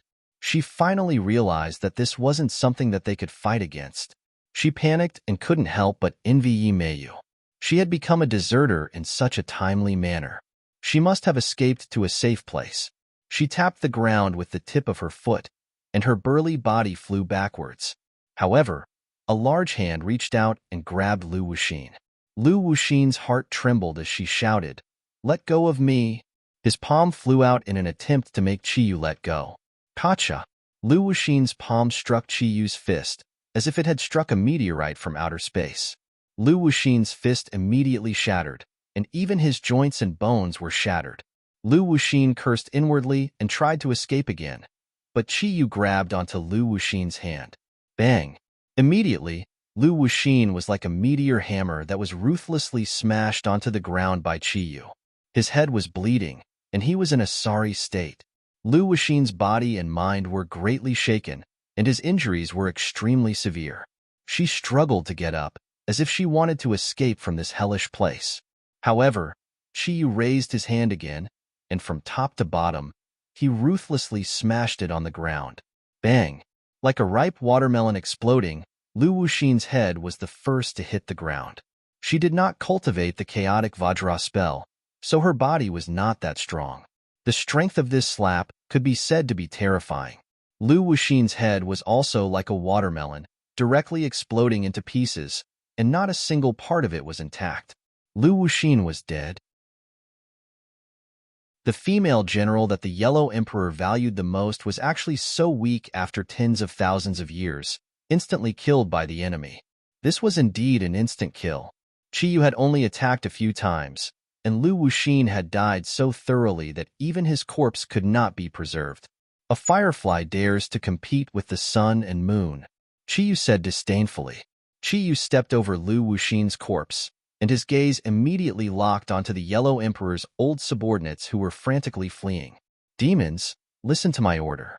Kill all of the Yellow Emperor's old subordinates, and I will reward you handsomely. Qiyu ordered, and a large number of people responded. The demons were finally able to hold their heads high. Without the Saint King as their backbone, they now had an even more unbreakable backbone, Qiyu. No matter what order Qiyu gave, the demons immediately carried it out without hesitation. For example, the demons formed groups of 3 to 5, like a large net, and immediately stopped the fleeing Yellow Emperor's old subordinates. The roles of each side were completely reversed, and it was too dramatic. But the brutality of the battle was unbearable to watch. Emosie did not have time to save all of his people. Taking advantage of the battle between Qiyu and Lu Wuxin, he hurriedly fled into the distance, not caring about Lu Wuxin who had already fallen into Qiyu's hands. In the end, Emosie turned to look at Lu Wuxin, who was about to lose his life, and then decisively fled. Bang!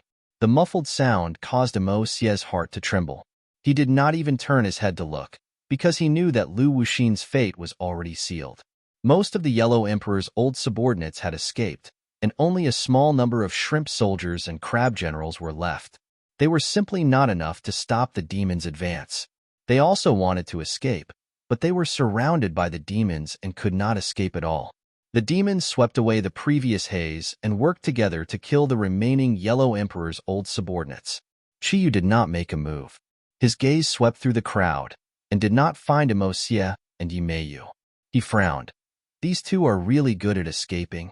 They actually escaped. Qiyu changed the topic and clenched his fists. However, can you escape from my Qiyu's palm?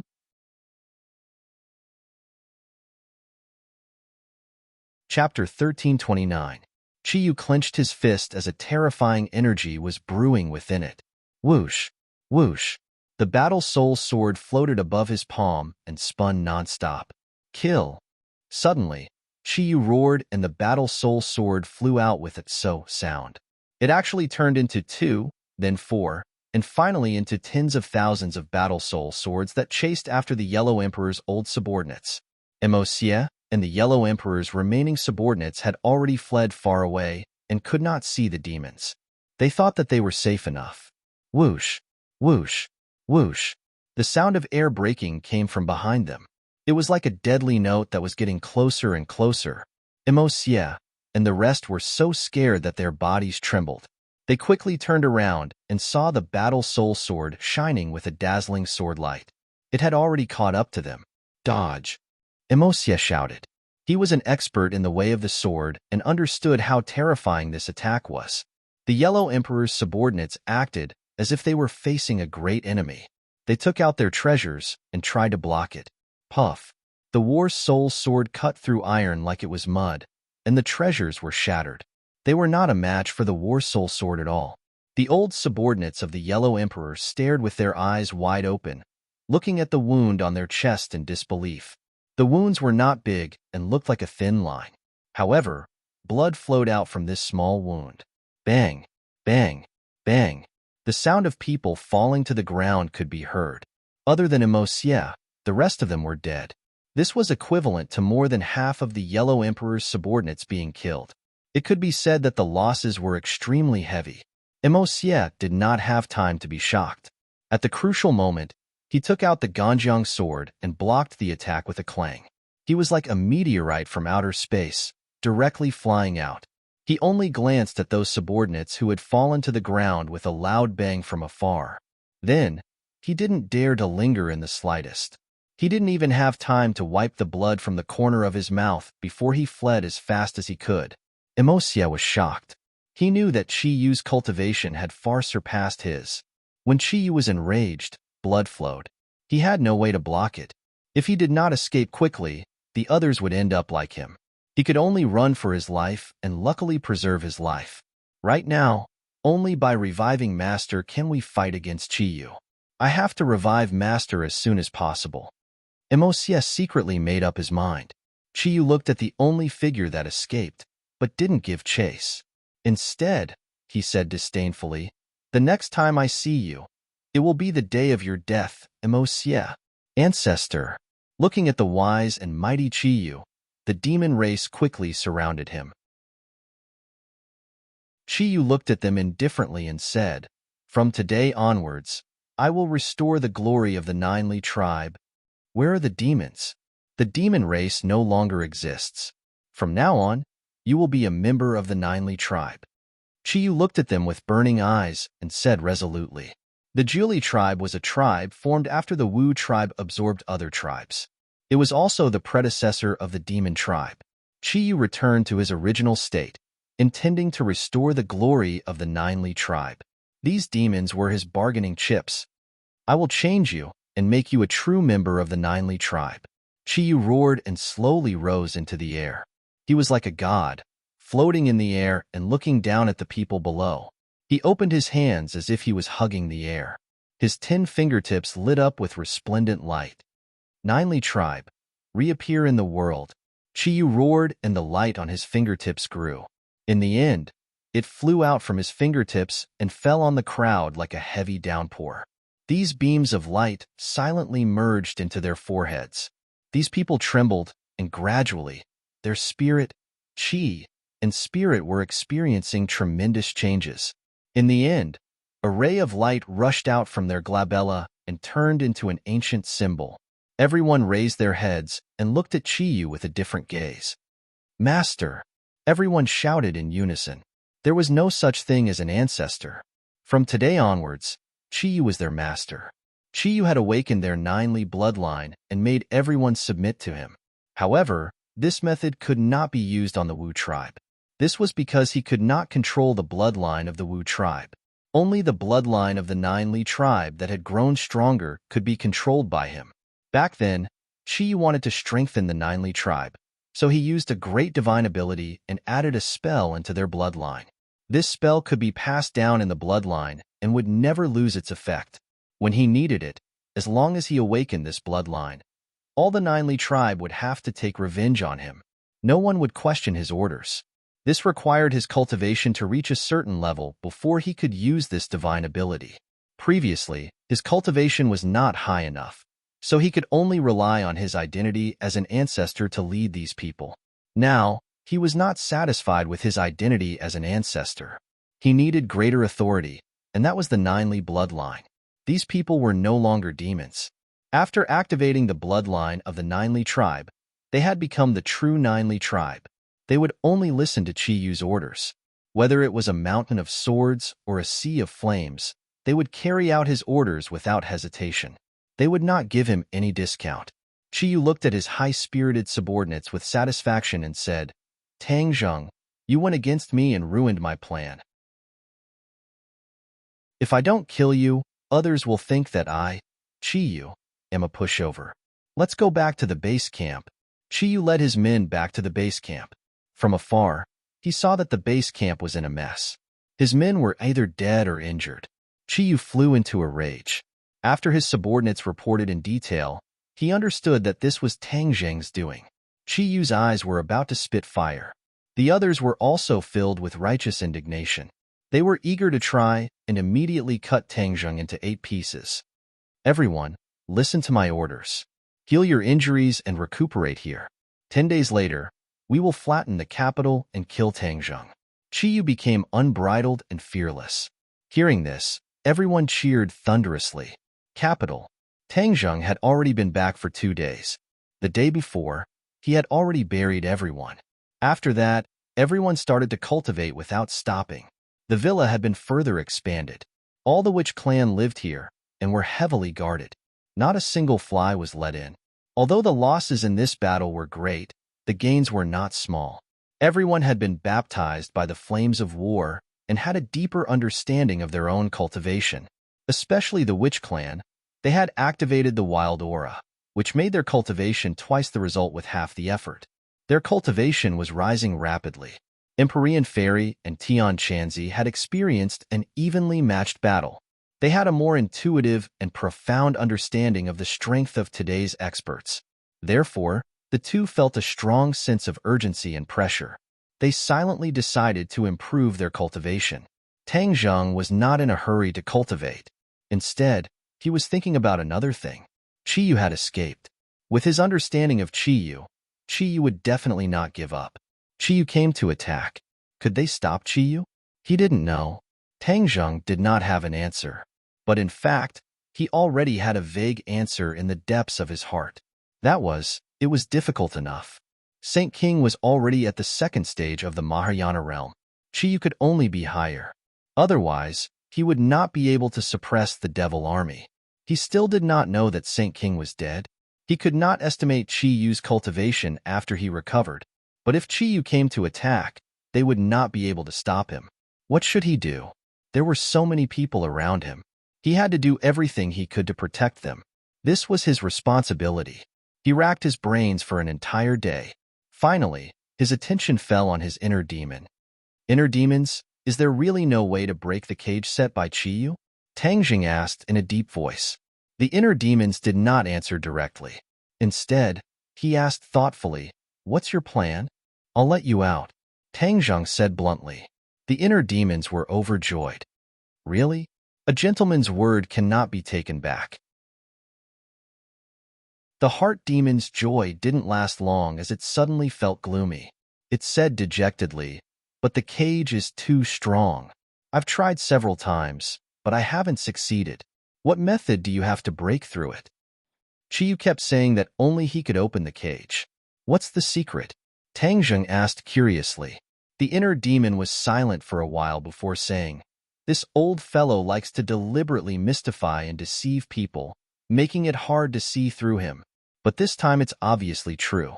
Because I tried so many times, I really can't think of any other way." This was the helplessness of the inner demons. His cultivation was not weaker than Qiyu's, but he was imprisoned in the cage. He had a lot of skills, but it was like his hands and feet were tied. There was nowhere to use them. "Do you want to be imprisoned here for the rest of your life?" "Of course not," the inner demon said without thinking. "But what can I do? The cage is too strong. I can't break it at all. If I let you out, how will you repay me?" Tang Zheng suddenly asked, his voice breaking the heavens and earth. "You'll let me out?" The inner demons was shocked. "How is that possible? Even I can't break the cage. How can you do it with your little cultivation?" Hearing his undisguised distrust, Tang Zheng was not angry. Instead, he was happy. The more the inner demons did not believe him, the more he could use his mentality to gain more bargaining chips. "Don't worry about what method I use. I just want to know how you'll repay me," Tang Zheng persistently asked. The inner demons laughed. He did not believe Tang Zheng at all. He said casually, "If you really let me out, no matter what you want, I'll agree." Suddenly, he changed the topic. "But don't expect me to be like the witch tribe and submit to you wholeheartedly." The inner demons, did not submit to either Qiyu or the Yellow Emperor tens of thousands of years ago. "After tens of thousands of years have passed, I will not submit to a brat like you." The inner demons was still very cautious. He did not rush to sell himself out. Tang Zheng did not expect the inner demons to submit to him. After all, he had confronted Qiyu and the Yellow Emperor. In the end, he would rather be suppressed than submit to anyone. How could he be willing to submit to him? Tang Zheng did not think so highly of himself. He said calmly, "What kind of person do you think I am? What kind of person are you? How can I ask you to submit to me? I don't have such a big appetite." The inner demon said proudly, "It's good that you know this. Then what do you want?"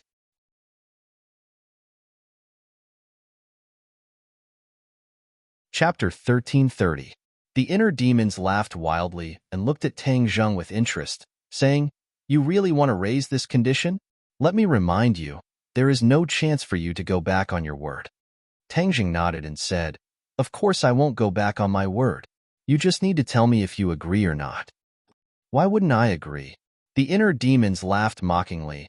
"It's just a pity that your wishful thinking didn't work out. Your painstaking efforts will go to waste." Tang Zheng was unmoved and said calmly, "You don't have to worry about that." "Okay, then I agree. Now can you tell me how to help me break the confinement?" The inner demons asked lazily, not holding any hope at all. It was just a routine question. "Do you still remember Qi Yu's heartblood?" Tang Zheng asked. "Of course I remember. Isn't it in Qi Yu's heart? What does that have to do with it?" The inner demons asked in confusion. Tang Zheng smiled indifferently. Normal people wouldn't think of this because they weren't involved. They didn't feel the power of Qi Yu's heartblood and its enormous power. "I felt it, so I have the deepest impression and the most right to speak." The inner demons disagreed. "You have the most right to speak, but what's the use? Don't tell me that breaking the confinement has something to do with Qi Yu's heartblood." The inner demons knew about the existence of Qi Yu's heartblood, but they never thought about the connection between Qi Yu's heartblood and the confinement. Even Tang Zheng had never thought about this connection. It was a sudden thought. Although he hadn't tested it, he still had a glimmer of hope in his heart. What if it succeeded? He would treat it as a last resort. Why did he think that Qi Yu's heartblood could break the confinement? This was because Qi Yu had always said that Qi Yu's blood contained a part of his power, which was very important to him. Later on, he had no choice but to leave Tang Zheng's body. A portion of Qi Yu's heartblood's energy fused with Qi Yu's soul and was taken away. However, a portion of Qi Yu's heartblood's energy remained.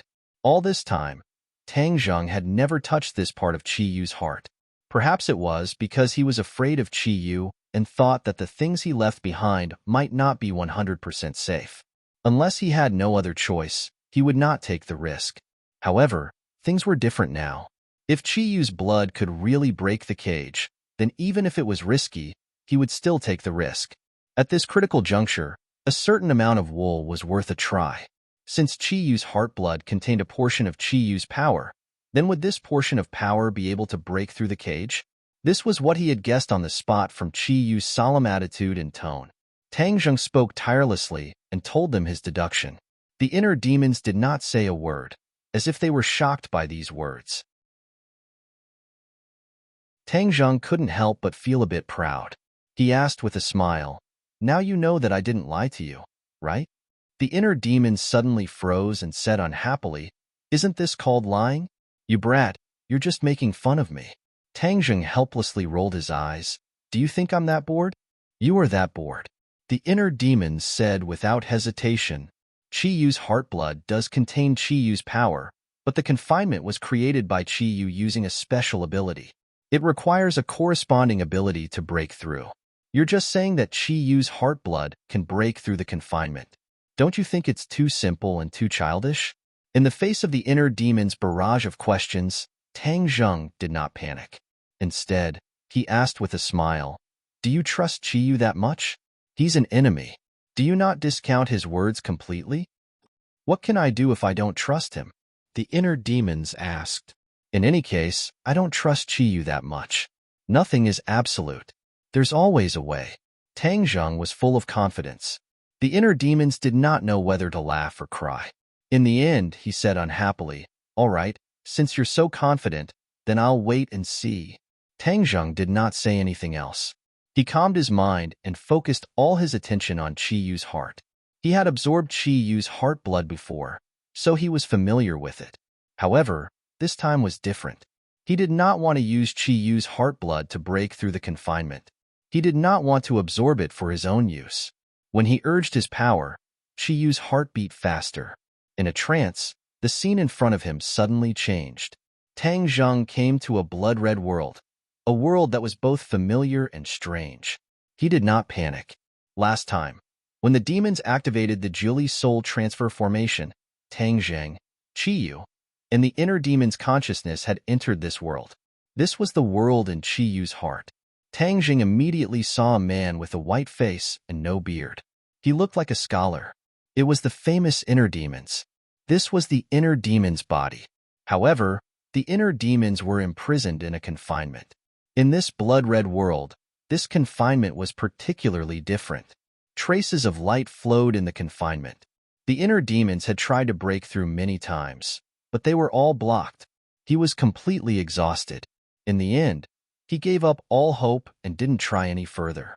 The inner demons looked at Tang Jing and said, "Quickly begin. I also want to see the result."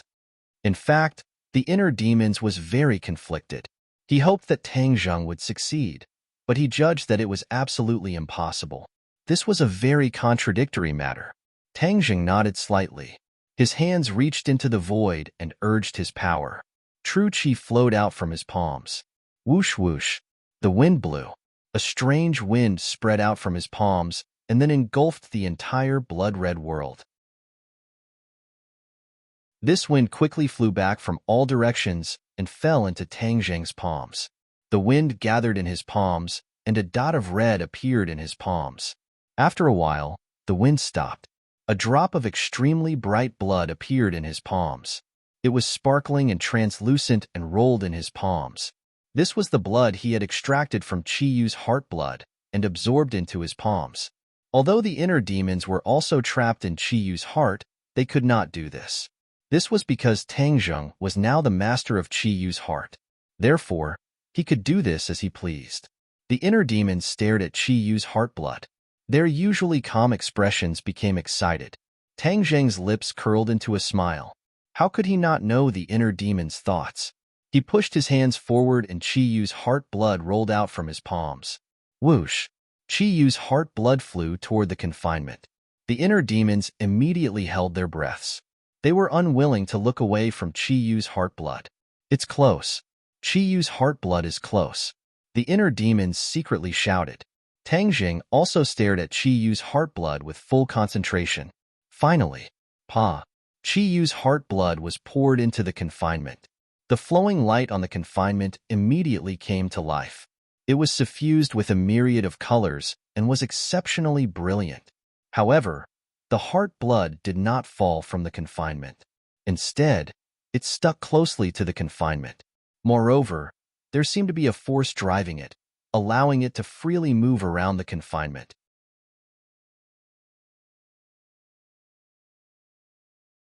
Chapter 1331. Qi Yu's blood flowed through the confinement, leaving behind a smear of red wherever it passed. When Qi Yu's blood flowed through the entire confinement, the light of the confinement was completely covered and turned blood red. Step back. Tang Jing sensed something and reminded them loudly. The inner demons quickly retreated to the middle of the confinement, distancing themselves from the fences on all sides. Bang! With a loud explosion, the confinement exploded. The seemingly indestructible fences were torn apart, turning into blood-red spots of light. Finally, they disappeared. The inner demons looked at this scene in disbelief. He never thought it would be so simple. He had worked so hard and tried so many times, but it was all to no avail. Tang Jing used a drop of Qi Yu's blood to break the confinement. The contrast was too strong. It made him feel like he was in a trance, and all sorts of feelings welled up in his heart. Tang Jing's eyebrows also curved into a smile. He never would have thought that he would succeed on his first try. Therefore, it was not that it was impossible, but that he could not think of it. Once he thought of something and followed it, he might be able to reap some benefits. Qi Yu probably never dreamed that Tang Jing would think of using Qi Yu's blood to break the confinement. After all, Qi Yu's blood was incomparably precious, and every bit used was a little less. Even a drop of Qi Yu's blood contained endless power. The inner demons raised his foot and took a step forward. There was no movement. He tried to take a few more steps forward and cross the fences of the original confinement. There was still no reaction. The ecstasy in the inner demon's eyes was like fireworks. They immediately exploded and cheered. It's really a success. The confinement is really gone. It was no wonder that he was so excited. After all, he had been suppressed in that huge bronze coffin for tens of thousands of years and had not seen the light of day. Every minute he lived in that kind of life was not a pleasure, but a torture. Later, he finally escaped from the bronze coffin, but he still did not regain his freedom. He was trapped in Chiyu's heart with Chiyu. In the end, he was even trapped in a cage by Chiyu, which made him even more sullen. He had long wanted to break out of this cage and soar into the sky, but the reality of the situation made him despair. He raised his head and stared at Tang Zheng with burning eyes. "We did it." Tang Zheng nodded solemnly and said, "That's right. It seems that Chiyu's words can't be completely trusted. What he said about him being the only one who can break the confinement, it seems that he was just bluffing." The inner demons shook his head and sighed. "I'm not bluffing. Your Chiyu's blood and sweat is a part of Chiyu. That's why you can't leave him if you want to break out of this cage." Tang Zheng shrugged and said indifferently, "But now that Chiyu's heart is in my body, it's not his anymore. Fine, there's no need to argue about this." The inner demons changed the topic and looked at Tang Zheng with a smile that was not a smile. "You're letting me go like this. Don't tell me you're not worried that I'll go back on my words and not abide by our agreement. Moreover, I'll take over your body and take over your body?" The moment these words were spoken, the atmosphere immediately changed. An invisible pressure enveloped Tang Zheng's body, but his expression did not change at all. He was calm as if these words had nothing to do with him. Tang Zheng looked straight at the inner demons and asked, "Will you? Why not? After all, your body is a delicious cake. Even Chiyu wants to take it for himself. Naturally, I'm tempted as well." The inner demon said casually and without hiding anything, "Hee, you're really straightforward. I'm standing right next to you. Quickly destroy me and then take over my body."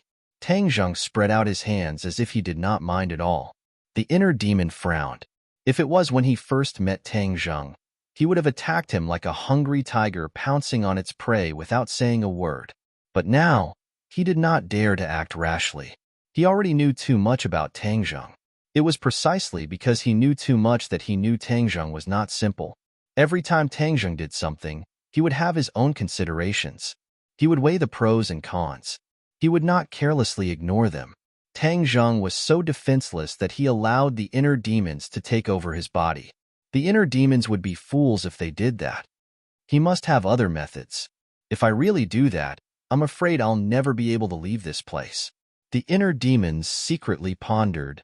In addition, his 9 young saint body and the various mysterious techniques he cultivates are also very strange. "I can't understand them at all. If there's a backlash, then I'll be in for a tragedy." The inner demons weighed the pros and cons and suddenly grinned. "Ha ha ha, young man. Do you think I'm the kind of person who goes back on my words and bites the hand that feeds me? Chiyu and I are not jackals of the same tribe. I can't thank you enough for letting me out of this cage. How can I go back on my words?" Tang Zheng secretly sighed in relief. He actually did not have full confidence in dealing with the inner demons. Originally, this move was a risky move. He had no choice but to make this choice. He deliberately calmed down.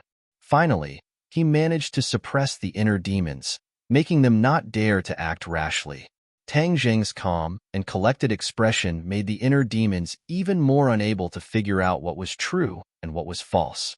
It also made him even more certain of his judgment. Tang Zheng definitely had another trump card. If he made a move himself, then he would be looking for trouble. Tang Zheng did not lose his momentum and directly said, "Inner demons, since I've already broken out of this cage, then it's time for you to keep your promise." The inner demons was not in a hurry to deny it. He smiled and said, "Are you sure you won't change your request?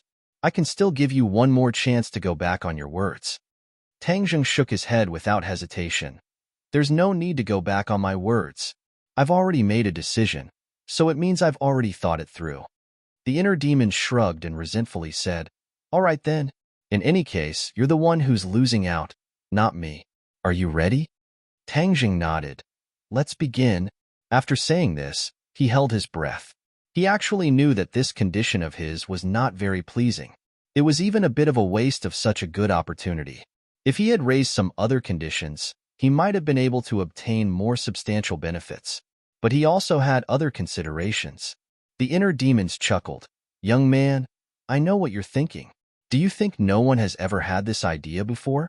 But they've all returned empty-handed. The Nightmare God Art has very high requirements for the cultivator, but if I were to say that compared to my God Art, it's actually very simple. This is because the requirements for my Inner Demons art are much higher. After so many years, I've never met anyone who can cultivate my God Art. Last time, I only taught you a little bit of it, so anyone can cultivate it. But now, what you want is my core God Art. There's no way you can cultivate it.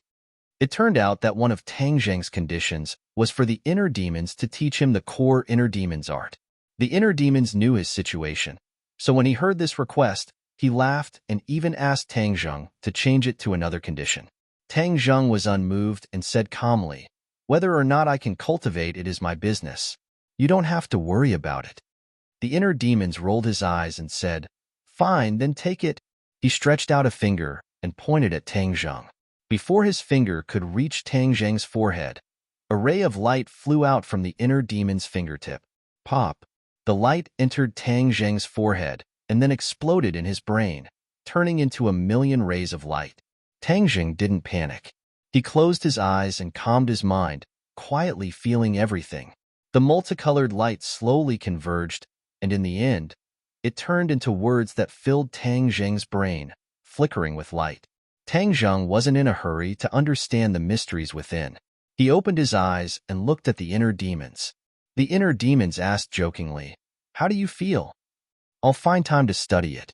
"Haha, then I'm looking forward to the results." Although he said so, the Inner Demons didn't believe that Tang Zheng could really understand the mysteries within. The Inner Demons generously passed his technique to Tang Zheng, not because he was selfless, but because he wasn't worried that Tang Zheng would learn it. "Now you'll have to fulfill the second condition," Tang Zheng said. "Of course I want to, but do you think I can deal with Qiyu in my current state?" The Inner Demon spread his hands and asked with a smile. Tang Zheng of course knew that he couldn't let the Inner Demons deal with Qiyu like this. The Inner Demons were just a strand of soul. They were no match for Qiyu. Therefore, he had to find a way to let the Inner Demons out of his body and resurrect him. Without the cage, the Inner Demons could be freely resurrected, but how to resurrect them was a key problem. When Qiyu was resurrected, he had no choice but to choose Song Yu's body, which reduced his strength. The Inner Demons certainly didn't want to follow in Qiyu's footsteps. He definitely wanted to find a body that he was satisfied with. Tang Zheng thought about this problem, but couldn't find a suitable choice, so he said, "Inner Demons, of course I'll help you resurrect, but the key is how?" The Inner Demons wasn't stumped by this question. "I already have a suitable candidate," Tang Zheng asked in surprise. "Who?" The Inner Demons said mysteriously. "You'll know when the time comes." Tang Zheng frowned, deliberately mystifying. The Inner Demons smiled proudly. "This body is the most suitable. Although Qiyu was resurrected before me, I have a way to catch up." "Then I'll wait and see." Since the Inner Demons didn't want to say, he couldn't force them. In the end, he simply withdrew from Qiyu's heart. Walking out of the room, the villa wasn't quiet. Almost everyone was cultivating in their own rooms. Creak. Fang Shishir's door opened, and Huang Ziyang respectfully opened the door. When Fang Shishir was cultivating in the room, Huang Ziyang had been guarding the door, not letting anyone get close. Huang Ziyang was conscientious, which made Tang Zheng feel relieved. Tian Chanzi's gift was really good. Fang Shishir smiled like a flower and walked towards Tang Zheng. Tang Zheng quickly walked up to her and held her hand. "How was it?" Fang Shishir smiled and nodded. Huang Ziyang quietly stood to the side and glanced at Tang Zheng. He was so quiet that he looked like a puppet. The two of them talked about their experiences during cultivation as they walked out. Huang Ziyang followed behind step by step. Suddenly, Huang Ziyang couldn't help but bump into Tang Zheng.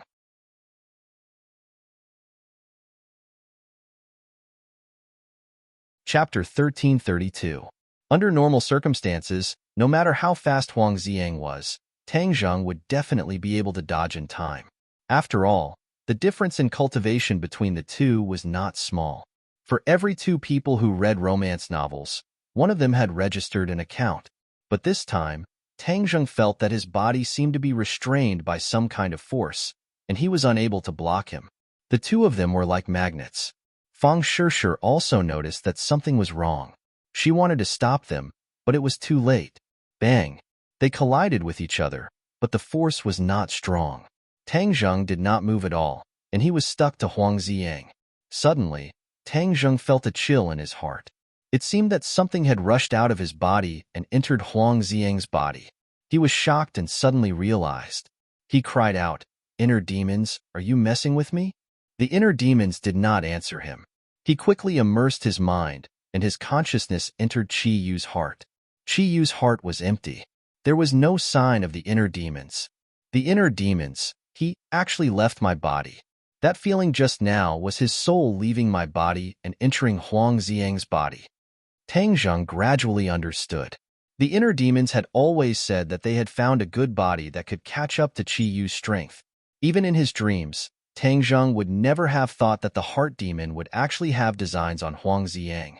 In fact, after Huang Ziyang became a puppet, his original consciousness had already been erased by Tian Chanzi. In other words, Huang Ziyang was already dead.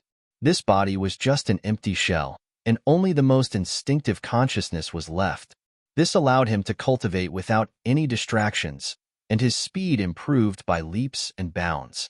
Huang Ziyang was an ownerless body, and his cultivation had advanced by leaps and bounds to the soul formation realm. The inner demons indeed had a good eye for choosing him. However, this way, Fang Shishir would lose a responsible bodyguard. Tang Zheng was indignant. No wonder the inner demons were deliberately mystifying things. He was worried that if he told the truth, Tang Zheng would interfere and prevent him from fusing with Huang Ziyang's body. In fact, it was not difficult to achieve this. As long as the two were not in close contact, the inner demons would not be able to succeed. Just now, the two of them were very close to each other. So the inner demons cast a spell to make the two of them close together quickly, and he succeeded. Tang Zheng took a step back, while Huang Ziyang stood in his original position. His originally infatuated expression changed, and traces of spirit energy were emitted from his eyes. "Inner demons, have you gotten what you wanted?" Tang Zheng asked impatiently. The inner demons did not answer. Fang Shishir was surprised and asked, "What's going on?"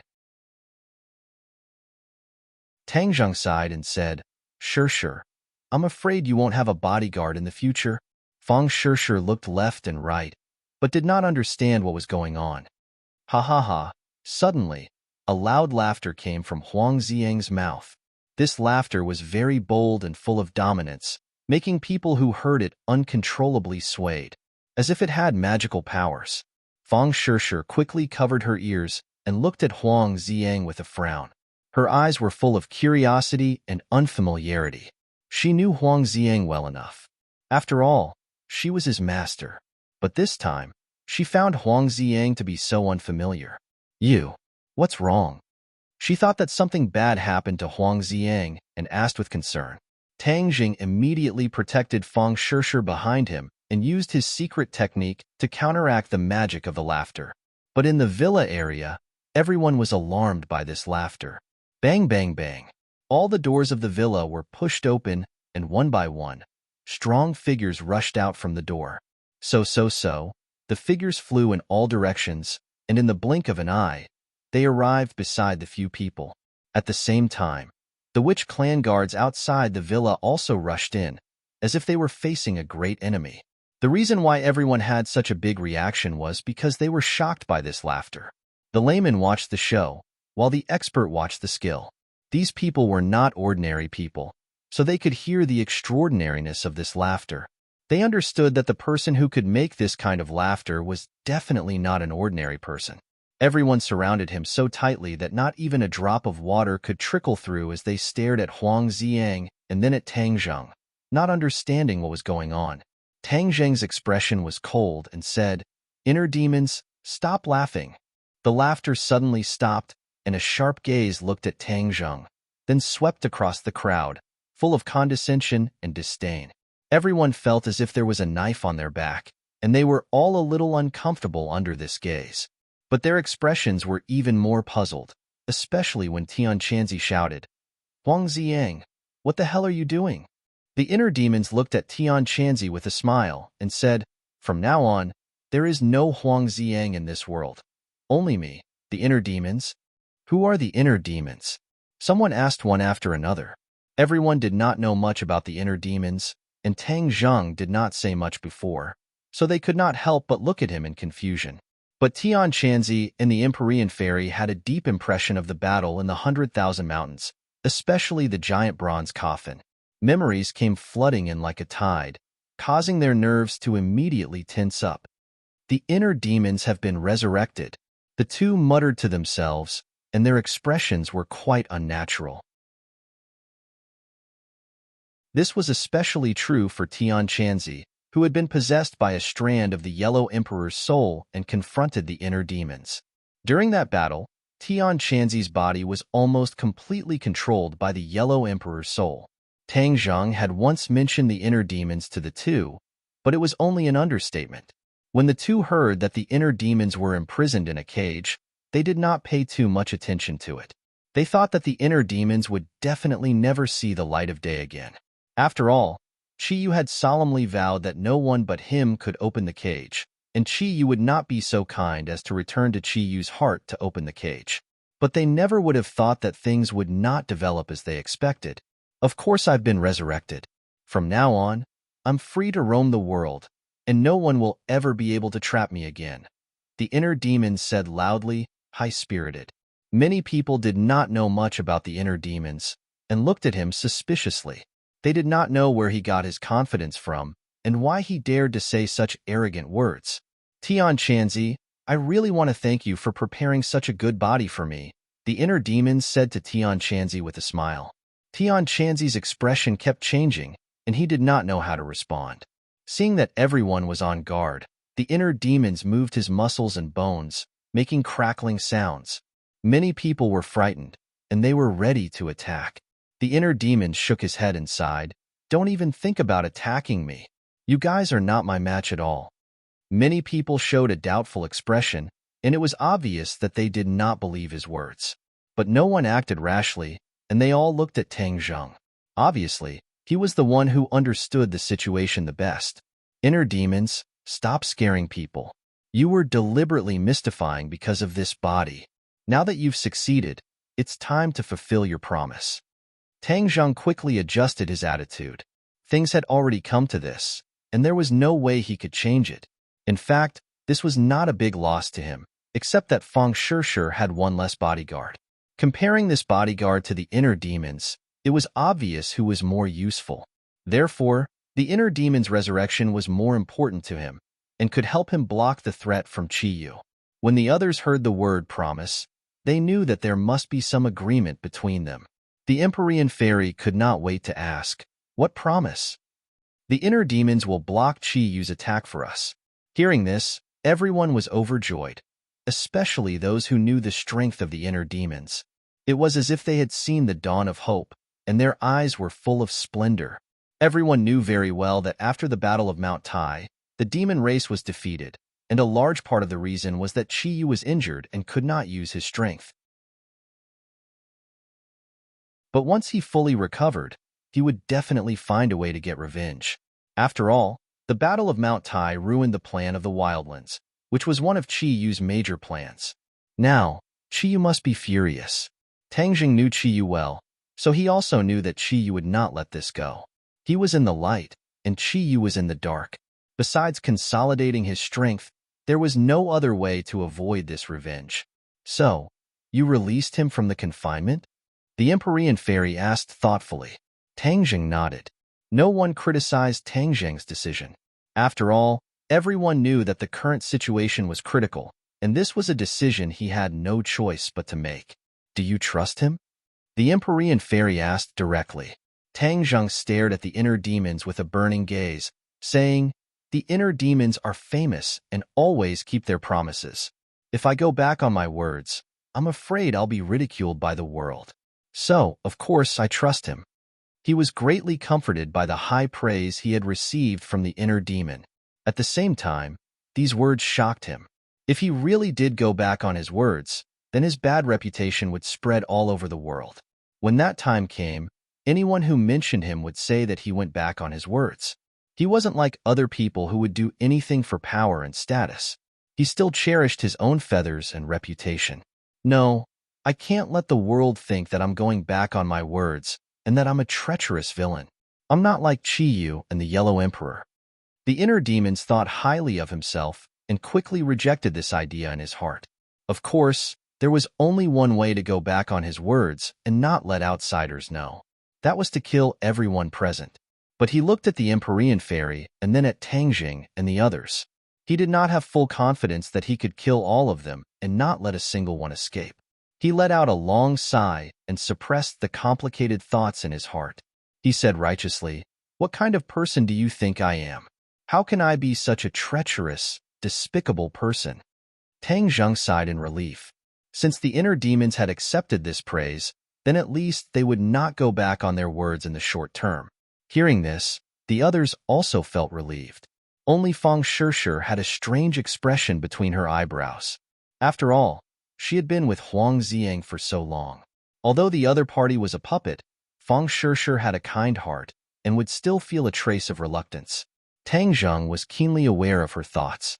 His heart moved, and he said to the inner demons, "Inner demons, you deliberately mystified me and took over Huang Ziang's body when I wasn't paying attention.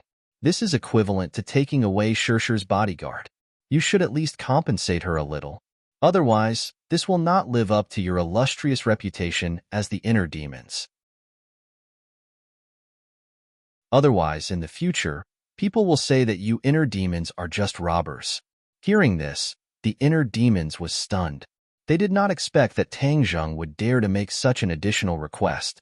The others were also shocked. The atmosphere became a little strange. Fang Shishir suddenly raised her head and looked at Tang Zheng with shining eyes.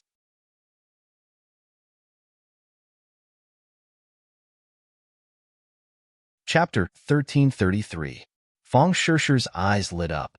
It wasn't that she cared about the inner demon's so-called compensation, but Tang Zheng's concern made her feel very happy and sweet. "You dare to ask me for something?" The inner demon stared at Tang Zheng in surprise, his voice becoming deeper. Tang Zheng wasn't scared by the inner demon's imposing manner at all. He said calmly, "You took over someone else's body. This is already a great benefit. Shouldn't you be compensated? Young man, besides you, no one has ever asked me for so many things. Aren't you afraid of angering me and adding another enemy?" The inner demons asked aggressively. Tang Zheng shook his head. "I'm not afraid, because you, the inner demons, are not unreasonable like other people. You are a reasonable person." The second half of the compliment made the inner demon's tense atmosphere collapse. He laughed loudly. "Ha ha ha, there are still people in this world who understand me. I am different from Chi and the Yellow Emperor. That's why they want to destroy me. Yes, since you have been resurrected, all the more reason to look for them to settle this debt." Tang Zheng encouraged.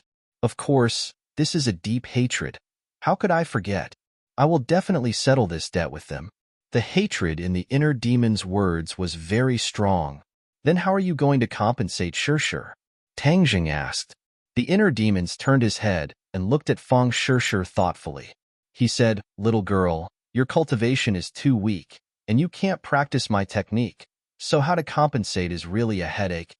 I don't need compensation." Fang Shishir shook her head. Why? Are you looking down on me, the inner demons?"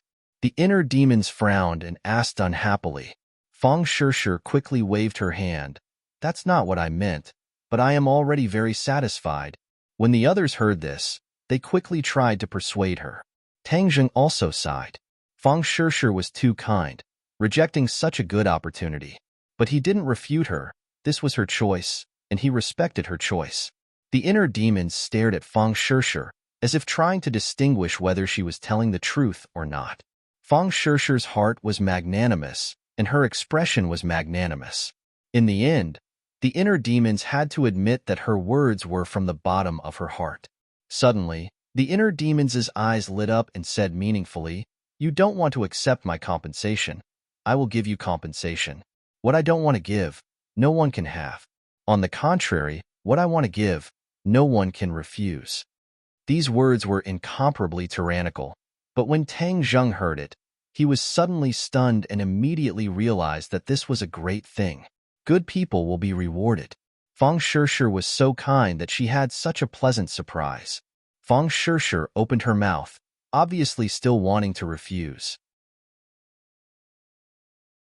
When the others saw this, their hearts jumped to their throats, and they couldn't wait to cover her mouth.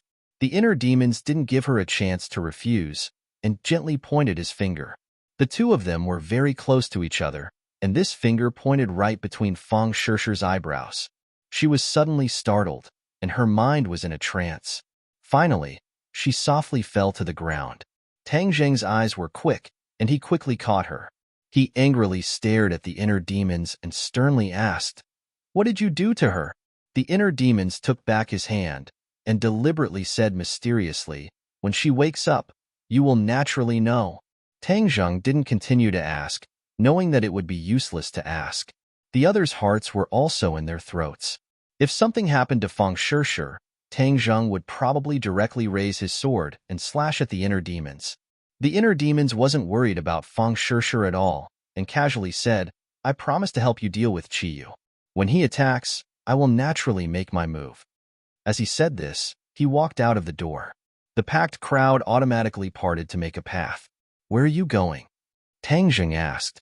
"This world is completely different from tens of thousands of years ago. When I was in your body, I couldn't see it clearly. Now, I want to see this so-called modern world." As his voice fell, the inner demons had already disappeared through the door. In the blink of an eye, he disappeared without a trace. "Will he come back?" Tian Chanzi asked worriedly. Tang Zheng said without the slightest worry, "Since he said so, he will definitely come back. Everyone, don't worry." He wrapped his arms around Feng Shishir's waist and carried her up, saying, "I will take her back to the room to rest." He went upstairs, entered the room, and carefully placed Feng Shishir on the bed. She looked peaceful, without any signs of pain. Moreover, she seemed to be shrouded by a mysterious force. Even Tang Zheng couldn't completely see through this force. It seems that the inner demons didn't lie. He really is compensating Shishir, but I don't know what this so-called compensation is. "Shishir, you must wake up soon." He quietly guarded Feng Shishir's side, not leaving her side at all. That serene face had a kind of exceptionally soul-stirring beauty, causing Tang Zheng to be intoxicated as he looked at it. Feng Shishir had been with him all this time. They had experienced many hardships and had become an indispensable part of his life. Although he had other women, Feng Shishir's position was irreplaceable. In the evening, the door opened and Yi Dingdang tiptoed in. She stretched her neck to look at Feng Shishir and asked in a low voice, "She still hasn't woken up?" Tang Zheng shook his head. "You go down and eat. I will look after her." Yi Dingdang said, "No, I will look after her. If anything happens, I can deal with it immediately. Moreover, when she wakes up, she will definitely want to see me." Tang Zheng said gently. Yi Dingdang wasn't jealous. She leaned into Tang Zheng's arms and said, "Shishir will definitely be very happy to hear this." Tang Zheng hugged Yi Dingdang and stroked her black hair, saying, "Dingdang, you have suffered because of me." Yi Dingdang raised her head and kissed Tang Zheng's chin with her cherry lips. She smiled and said, "Silly, we are willing. So many beautiful women want this opportunity but don't have it." Although she was smiling happily, Tang Zheng knew the bitterness in it and could only hug her tighter. "I am a greedy guy. I don't want any of you to leave me. I know this is very scoundrel, but this is what I think. I will do my best to give you the best. I will protect you and love you forever." Tang Zheng said resolutely. When Yi Dingdang heard this, she couldn't help but be moved. She covered his mouth with her small hand and said as if in a dream, "Don't say any more. I understand. We all understand. Otherwise, we wouldn't have stayed by your side. I'll never leave you. With you guys, what else can I ask for?" Tang Zheng held her hand and said contentedly. Yi Dingdong's lips curled into a smile. She thought, "With you, I am satisfied for the rest of my life." Feng Shishir made a sound. The two of them quickly stood up and stared at Feng Shishir. They asked, "Shishir, are you awake? How are you?" Feng Shishir slowly opened her eyes. The first thing she saw was Tang Zheng's face. Her heart warmed and she said, "I'm fine." Tang Zheng quickly sat on the bed and helped her up. He let her lean on his chest and asked, "Is there anything wrong with your body?"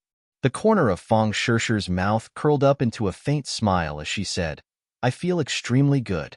All of my meridians are unobstructed and my true qi is even more vigorous. More importantly, there is something more in my brain." "What is it?" "My divine sense is more powerful. Moreover, I am immune to spiritual attacks." Fang Shishi said. "Immune to spiritual attacks?" Tang Zheng was shocked. Yi Dingdang had a suspicious look on her face. Obviously, she did not understand the meaning behind these words. However, Tang Zheng was different. He knew a lot about spiritual attacks. Back then, in the deep canyon of the prehistoric heavenly tomb, when they opened the bronze coffin, the inner demons used a spiritual attack on them, causing them to fall into their own illusions. Spiritual attacks were also the inner demons' most powerful attacks. His actual combat level was not very high, but his spiritual attacks were extremely terrifying, causing his enemies to be unable to guard against them. In fact, even if they were on guard, it would be useless. They would still be caught in his trap. Nightmare's traceless dream was also a type of spiritual attack, but it could not be compared to the inner demons. Fang Shishi was immune to spiritual attacks, which meant that in the future, when she met Yi Meiyu's traceless dream, it would have no effect on her at all. It was just that he did not know if Fang Shishi would be immune to the attacks of the inner demons. If she was also immune, then she would be the first person in the world to be immune to the attacks of the inner demons. Although Tang Zheng had used the exorcist mirror to expel the inner demons in the Langya Pavilion, he had a certain degree of immunity to spiritual attacks. However, he was still unable to achieve 100% immunity. That was why he saw himself in the bronze coffin. The other two did not understand the mystery behind it, so Tang Zheng carefully explained it to them. The two of them were enlightened. Fang Shishi could not hide her joy. Yi Dingding rolled her eyes and said, Shishi, this way, you won't have to be afraid of Yi Meiyu's attacks in the future. Yi Meiyu has always been against me and sees me as a thorn in her side. Furthermore, the assassins we encountered in the ordinary balance were sent by her. Fang Shishi did not know that there was such a complicated story. She opened her eyes wide in shock and asked, how could she be so heartless as to make a move on her own family? What does she not dare to do? Don't you see that the Ye family has already been turned into a pile of loose sand by her? Although I don't like this Ye family, every time I hear my father talk about this matter, I will sigh and sigh endlessly. This was all caused by Yi Meiyu. Yi Dingdang said indignantly. Shishi, don't worry. This kind of person will definitely have retribution. Fang Shishi advised. Yi Meiyu will always target me. Her heart's dream traceless technique is extremely powerful and I can't break it. So, you must help me in the future. We are sisters, so don't be so polite. If we work together and fight against a common enemy, we will definitely be able to defeat her. Fang Shishi held onto Yi Dingdong's hand. The two of them looked at each other and smiled. All right, don't worry. Yi Meiyu killed Nightmare, and when the truth is revealed in the future, Xia will definitely not let her off.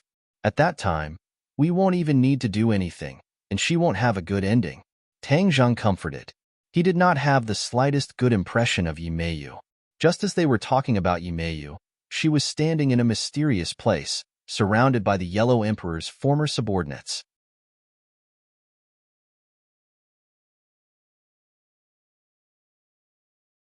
Chapter 1334.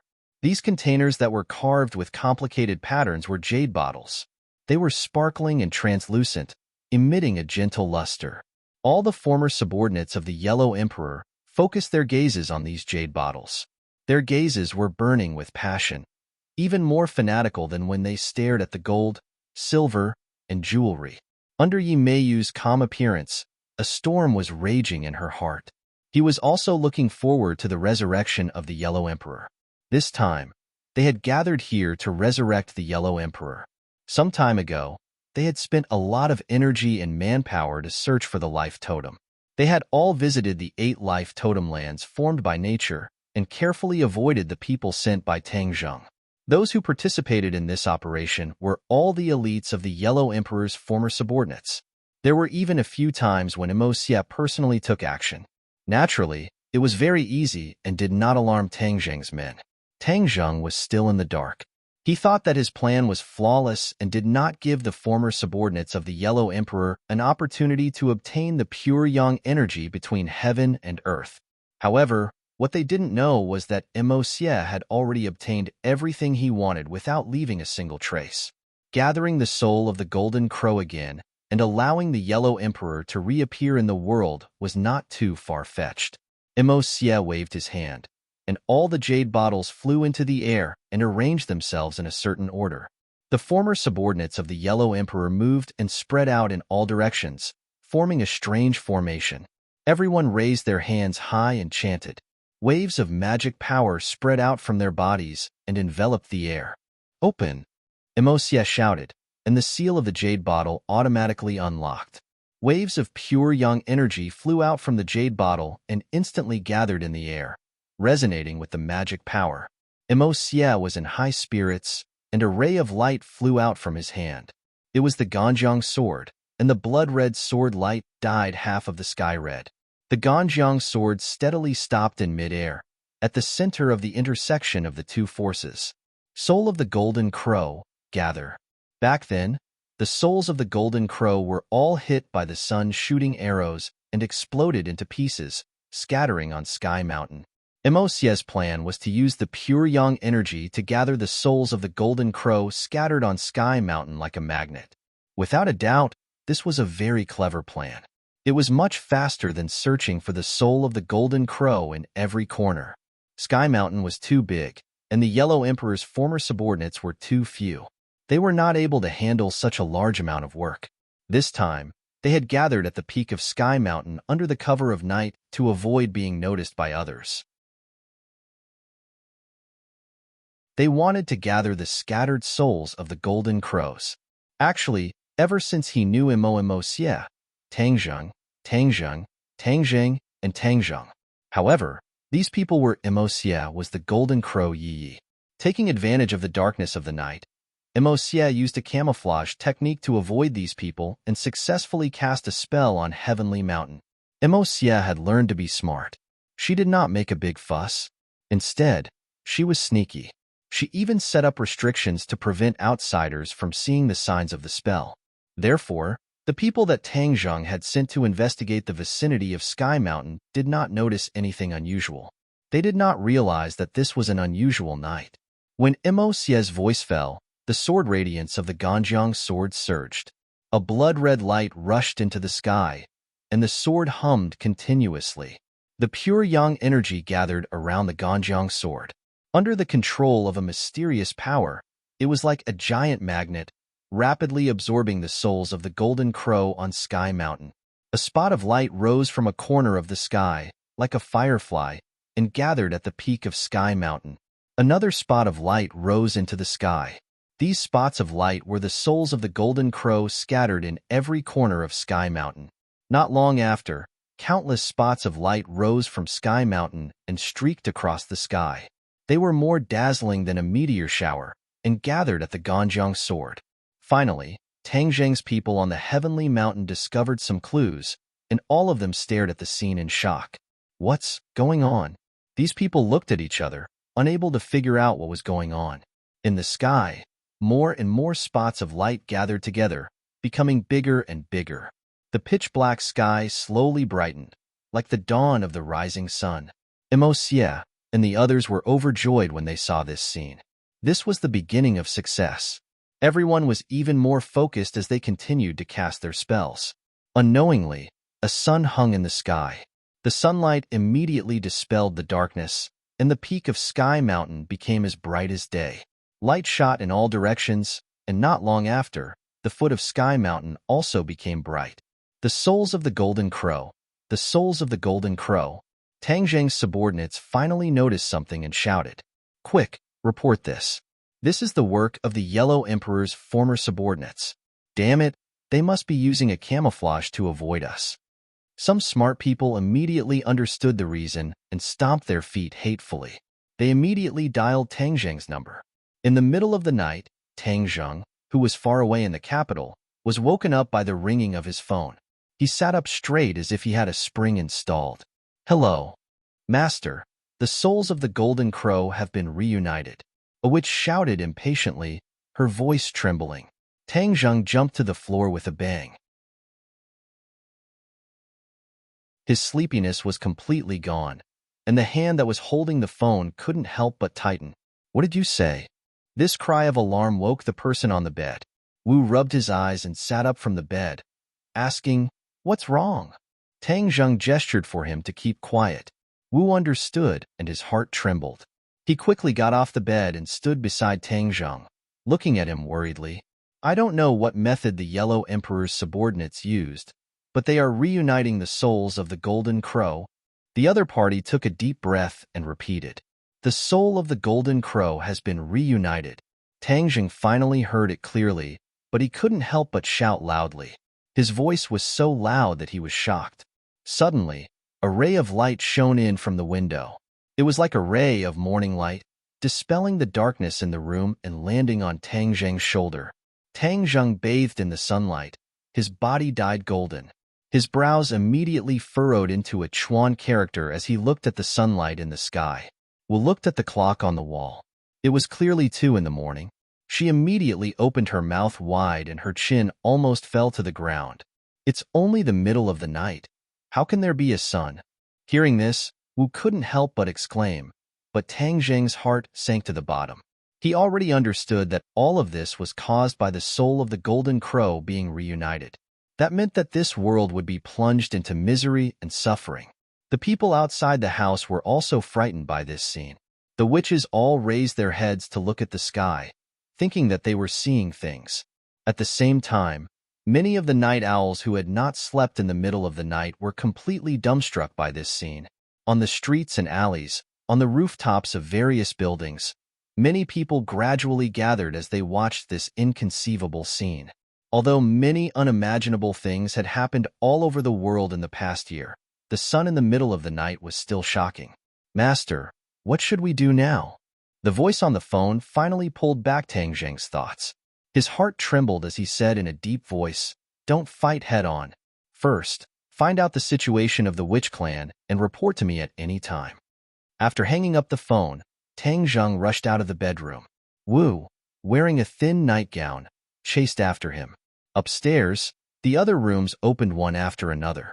Everyone saw Tang Zheng and Wu walking out of the same room. No one was surprised.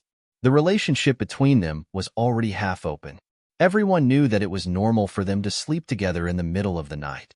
There was no need to make a fuss. "The sun is out?" Someone pointed out the window and exclaimed. The others also nodded. They were obviously frightened by this scene. Tang Zheng comforted him in a deep voice, "Everyone, don't panic for the time being." These people had basically experienced several life and death battles, and their nerves were already very strong. They were not too worried, and after hearing Tang Zheng's words, they all asked what was going on. Tang Zheng did not hide anything and said truthfully, "The former subordinates of the Yellow Emperor are reuniting with the soul of the Golden Crow." "What? Then wouldn't that be another 10 days? No, 9 suns in the sky?" Tang Zheng remained silent, which could be considered as a tacit agreement. In the middle of the night, without nature's own sun, the 9 souls of the Golden Crow rose into the sky, which meant that there were only 9 so-called suns. Then what should we do? This news really shocked everyone. They all asked for countermeasures, and all kinds of suggestions began to be made. But in the end, they all looked at Tang Zheng, waiting for him to make the final decision. Although Tang Zheng was very anxious, he was not in a hurry. He methodically arranged, Empyrean Fairy, Thundercloud Beast, Scarlet Lunar Beast, "We will go to Sky Mountain to stop the former subordinates of the Yellow Emperor. Tian Chanzi, you and the others will stay at home and protect yourselves. If anything happens, contact me immediately." He had to be constantly on guard against the attacks of the Demon Clan or other hostile forces, so there must be someone important at home. But this time, they would definitely need a powerful force to stop the former subordinates of the Yellow Emperor. The Empyrean Fairy and the other mythical beasts could work together to maximize their effectiveness. As for Xiaobai, if it woke up, it would be even more effective. However, this little guy seemed to have not completely digested the things it had absorbed and was still hibernating. Tang Zheng had gone through many tests and established an absolute WeChat. Therefore, when he said these words, no one questioned or refuted, which saved a lot of time. Somersault cloud. Tang Zheng shouted without hesitation. The somersault cloud appeared outside the door. The others went back to their rooms to change their clothes and jumped on the somersault cloud. Then, they flew towards Sky Mountain. The light on Sky Mountain became more and more intense. The second soul of the golden crow had already risen. The hot air dispersed the cold wind in the middle of the night. The scorching heat descended on the earth, and the temperature rose rapidly. When they saw the second soul of the golden crow, the ordinary people immediately remembered the scene of the 10 suns in the sky a long time ago. It caused a lot of chaos. Could it be that 10 suns were going to rise in the middle of the night? At that time, the heat would be unbearable, and everyone would die from the heat. Panic immediately spread through the streets and alleys. Moreover, the soul of the golden crow gradually woke people up from their sleep. Suddenly, the whole land woke up in the middle of the night.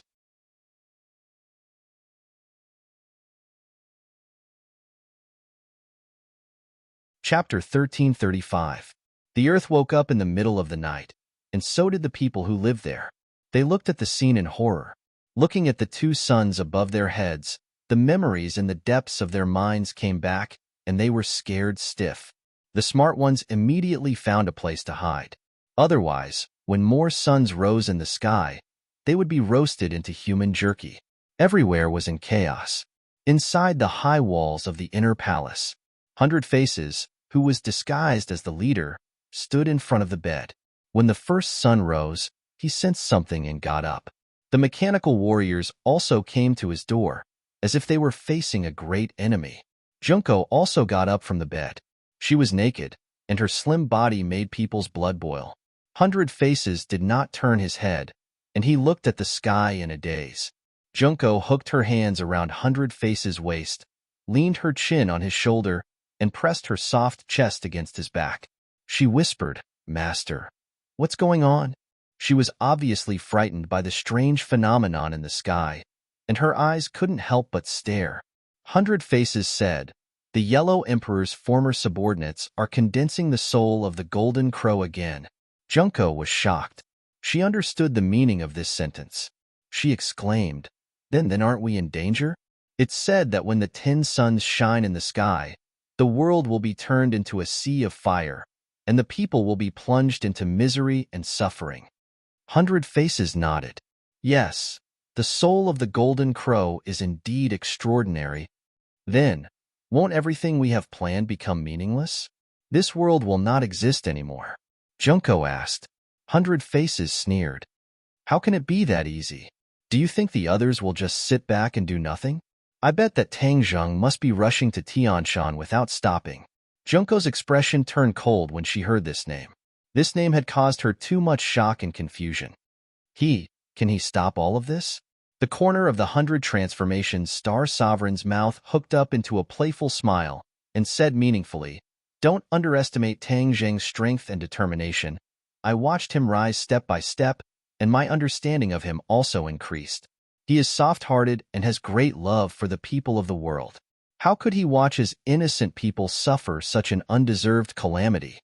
Junko curled her lips and said disapprovingly, "That's because he's a hypocrite. Is he deliberately acting like this? What great love. Is he that selfless?" The 100 Transformations Star-Lord smiled and declined to comment. "What should we do? Are we not going to do anything?" Junko paused for a moment and then asked worriedly, "What if we are not prepared at all, and Tang Zheng is stopped from being one of the former subordinates of the Yellow Emperor? What should we do then?" "Don't worry. Even if he doesn't succeed, there's still that guy, Chiyu, right? He was just tricked by Mo Xie and lost a great general like Saint King. How could he let this go?" The 100 Change Star Monarch explained. Junko still wanted to ask more questions, but 100 Faces Star Lord turned around and hugged her. His body, which was more than 10 kilograms, was as light as a feather. Junko understood tacitly and immediately let out a soft cry. She hugged Hundred Faces Star-Lord's neck. "Master, you're so bad." The Hundred Faces Star-Lord chuckled. A great battle had begun. At the same time, Chiyu looked up at the sky and immediately locked onto the two suns hanging high in the sky. He gritted his teeth and said, "Emosia, you really want to resurrect the Yellow Emperor?" Wishful thinking. Although Emosia kept talking big and didn't put the Yellow Emperor in his eyes, he was still very afraid of the Yellow Emperor and didn't want him to be resurrected. After all, the Yellow Emperor had defeated him before. This was a battle of strength, an ironclad fact that he couldn't deny. If the Yellow Emperor was resurrected, he would definitely be a huge threat to him. Whoosh! Chi was like a ray of light as he soared into the sky and flew towards Sky Mountain. This time, he didn't bring any of his subordinates and chose to travel alone. If he wanted to ruin Huang Emosia's plan, he alone was enough. In the new secret base of the Azure Dragon Palace, in front of a stone room, Granny Lee stood respectfully. "My lord, the soul of the Golden Crow has been reunited. A disaster is coming. If we don't act now, the world will cease to exist and the martial artists will never have a place to stand," Granny Lee said earnestly, almost tearing up. The stone room was very quiet and no one answered her. Bang! Granny Lee's legs went soft and she knelt on the ground. She raised her voice and shouted, "My lord, it'll be too late if we don't act now." If it was something else, Granny Lee could ignore it or deal with it herself. This time, it was the former subordinates of the Yellow Emperor who had gathered the soul of the Golden Crow to resurrect the Yellow Emperor. She didn't have the power to stop it. Only the great Lord Ji Wuxiang had the power to do so. That was why she knelt in front of the stone room and begged the great lord in tears. The great lord had been in seclusion for a long time and didn't see anyone. No one knew his specific situation. Granny Lee would never disturb him unless it was a last resort. Just like the last earthquake in Dianan, she personally led people to deal with it. Although what she saw and heard later was far beyond her imagination, it didn't threaten the survival of the Azure Dragon Palace. Whoosh! A gust of wind rose from the ground and blew the leaves in front of the stone room. Granny Lee was startled and seemed to have sensed something. She raised her head and stared at the stone room, not knowing what had happened. A surge of energy enveloped her, causing her to panic. She hurriedly circulated her inner energy, attempting to block this surge of energy outside the door. However, all her efforts were in vain and didn't have any effect at all. She stood up slowly and couldn't kneel anymore. Her heart skipped a beat and her eyes flashed with ecstasy. She stared at the stone room with joy. Creak, creak. An awkward sound was heard. The stone room shook as if it was going to fall apart. Cracks appeared on the wall. Whoosh! A stone flew up from the wall. Then, the other stones flew up and floated in the air as if they were alive. Granny Lee looked at the scene in shock. It seemed simple, but it was caused by an invisible force. She didn't have the strength to do it. All of this is the Great Lord's doing. Could it be that he has passed the obstacle? How strong is he? No one answered her question. When the last stone, the huge stone door, flew up, the Great Lord's figure was finally revealed. He stood in the middle of the rocks, and the rocks surrounded him like a responsible bodyguard. The Great Lord raised his foot and walked forward. The stones followed his footsteps and moved forward. This scene was extremely shocking to ordinary warriors because they couldn't do it. Granny Lee was not a weak-kneed person, but when she saw this scene, it was as if she had seen a god. She had an impulse to bow down. "My lord!" she shouted in a daze. The Great Lord's eyes were deep as if there was endless magic. After locking onto Granny Lee, she had an illusion that she was deeply trapped. "Thank you for your hard work." Granny Lee's tears gushed out of her eyes. She felt that it was worth it to hear him say that it was hard. She was the only one who knew the bitterness of it all. Without the Great Lord, it was impossible for her to support the huge Azure Dragon Hall. If she didn't have a certain dignity before, it would be impossible for her to do it. From now on, the era of warriors has arrived. The Great Lord's voice was very magnetic. It even had a kind of bewitching magic. Granny Lee was intoxicated by his voice and muttered to herself, "The era of warriors. Yes, it belongs to us warriors. What kind of world is it?" Granny Lee was at a loss. She didn't know what to do. The Great Lord smiled and looked up at the sky. He looked at the two suns indifferently and said, "Feel it yourself." As soon as his voice fell, Granny Lee didn't have any specific feeling. The stars in the sky twinkled. However, the light of the stars was completely covered by the sunlight of the two suns. If it was still a dark night, the light of thousands of stars twinkling at the same time would also illuminate the earth. That scene would certainly be very shocking. Whoosh! The power of the stars fell from the sky and fell on Granny Lee. She was startled and looked at the sky in disbelief. Then, she looked at the indifferent Great Lord. This. She stuttered for a long time, but couldn't say a complete sentence. This was because this scene was simply too shocking. Her body was being rapidly transformed by the power of the stars, and the results were remarkable. Her cultivation soared like a rocket. She was the one involved, so she naturally felt it the most deeply. In addition, she had cultivated for most of her life, but she had never felt such surging power and rapid cultivation speed. Her worldview was almost turned upside down. Feel it quietly. This is the era of martial artists. The power of the stars is the noblest power in the world. What spiritual energy of heaven and earth? We martial artists disdain absorbing spiritual energy of heaven and earth because what belongs to us is the noblest power of the stars. Moreover, when we used the power of the stars in the past, outsiders would always find clues, especially Tangzheng. Now, we don't have to worry about this problem. As long as it is under my control, the power of the stars is invisible. We don't have to worry about being discovered by outsiders. The Great Lord's provocative voice sounded in Granny Lee's ears. In the past, the Great Lord had said similar words, but not as arrogant as this time. Moreover, he had helped other warriors to absorb the power of the stars. Granny Lee had also felt it before, but it was completely different from this time. This was a qualitative leap. If every warrior's cultivation speed was so fast, then what was there to be afraid of?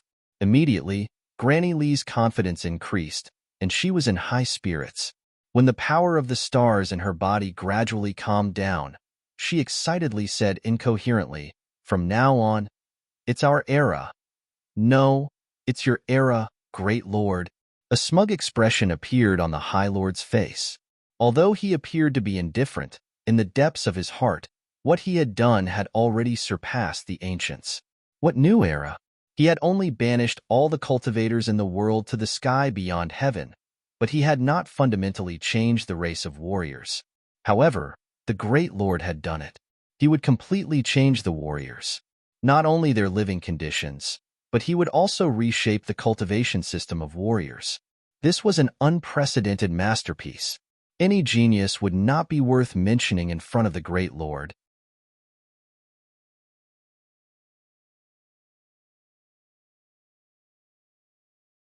Chapter 1336.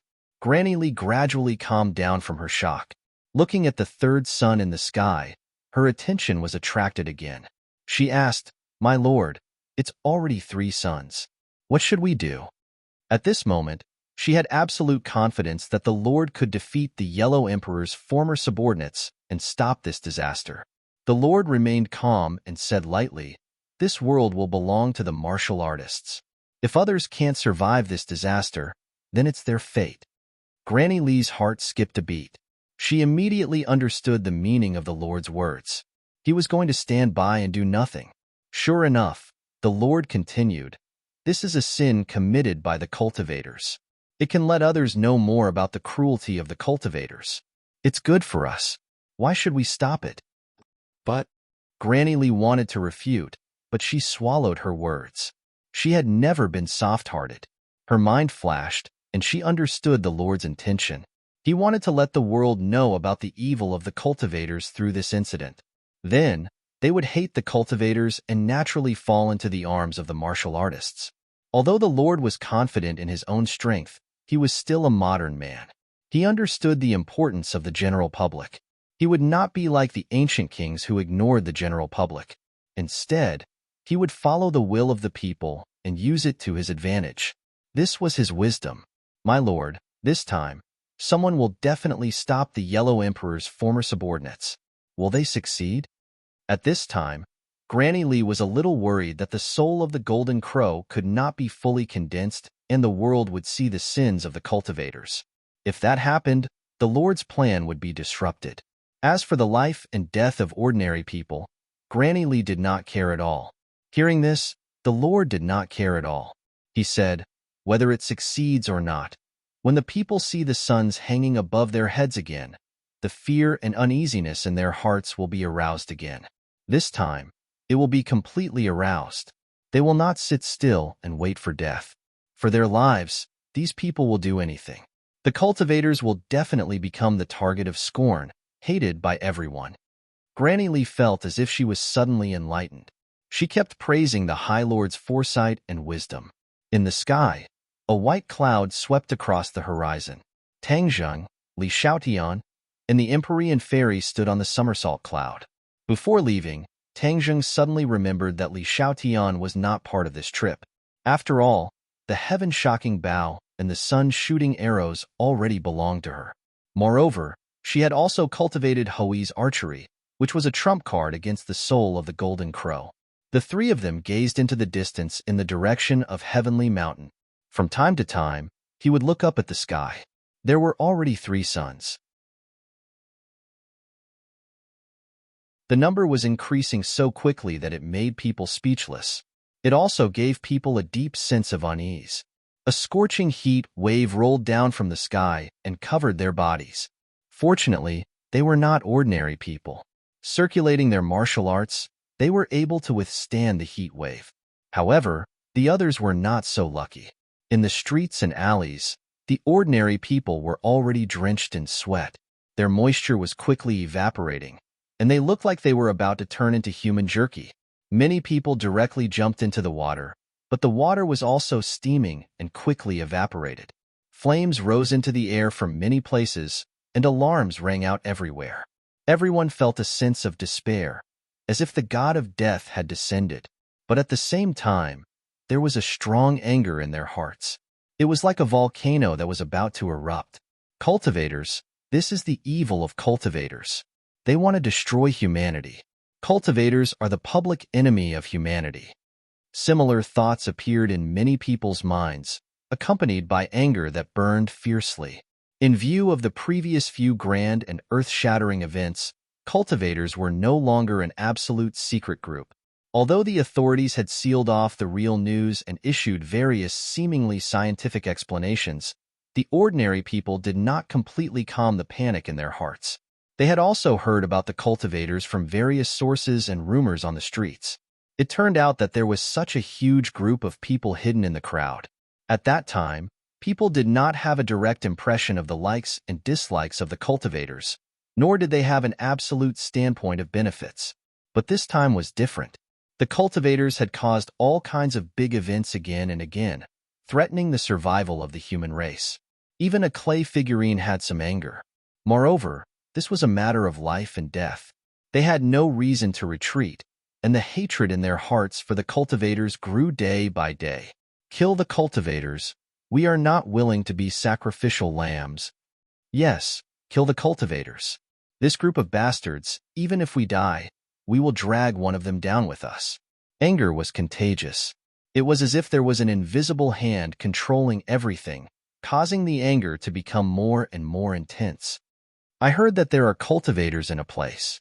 A very large area is occupied by these cultivators. Let's go find them and take revenge. Kill one and earn one. Yes, kill the cultivators. The crowd moved. The crowd was excited and crazily rushed towards a place. The heat wave caused the air they exhaled to be hot, as if it could ignite. Not long after, the crowd arrived at Tang Zheng's villa. This villa had been completely bought by him. Only his core members lived here, and almost all of them were cultivators. When the patrolling witches saw this group of excited people, they were shocked. Their attention was completely attracted by the soul of the Golden Crow in the sky. They did not expect that there would be people attacking the villa. Moreover, This group of people were clearly ordinary people. They were not martial artists, nor were they cultivators. They were a group of motley crew. 3 cobblers were better than Zhuge even if the other party's strength could not be compared to theirs. But after all, there were many of them. Their will was like a fortress. After twisting into a rope, the power that erupted was still not to be underestimated. The villa was protected by a large formation. The crowd could not break through it all. Although it was empty in front of them and there were no obstacles, the crowd was still blocked by an invisible wall. Bang, bang, bang. These people punched the protective barrier again and again, only to hear the sound of the air being torn apart. These people were rebounded by the huge force and were sent flying backwards. They could not break through the protective barrier at all. Instead, they were sent flying. However, this did not scare them away. Instead, it made them even more ferocious. They clamored to break through the protective barrier. Seeing this, the witches were helpless. They loudly advised them not to waste their energy and to leave this place quickly. Another sun appeared in the sky. For suns hung high in the sky, making the crowd even angrier. The people who were originally watching changed their attitude. Like the most ferocious beasts, they hysterically attacked the protective barrier. They did not listen to the witch's advice. They thought that the other party was afraid of them and deliberately gave in. Therefore, more and more people gathered outside the villa. Tian Chanzi and the others were at the entrance of the villa. They sized up this group of people without leaving a trace. The crowd was too far away, so they could not see their faces clearly. However, they could clearly feel the intensity of their anger. It was as if they could burn everything in the world. They looked at each other and discussed countermeasures. Boom!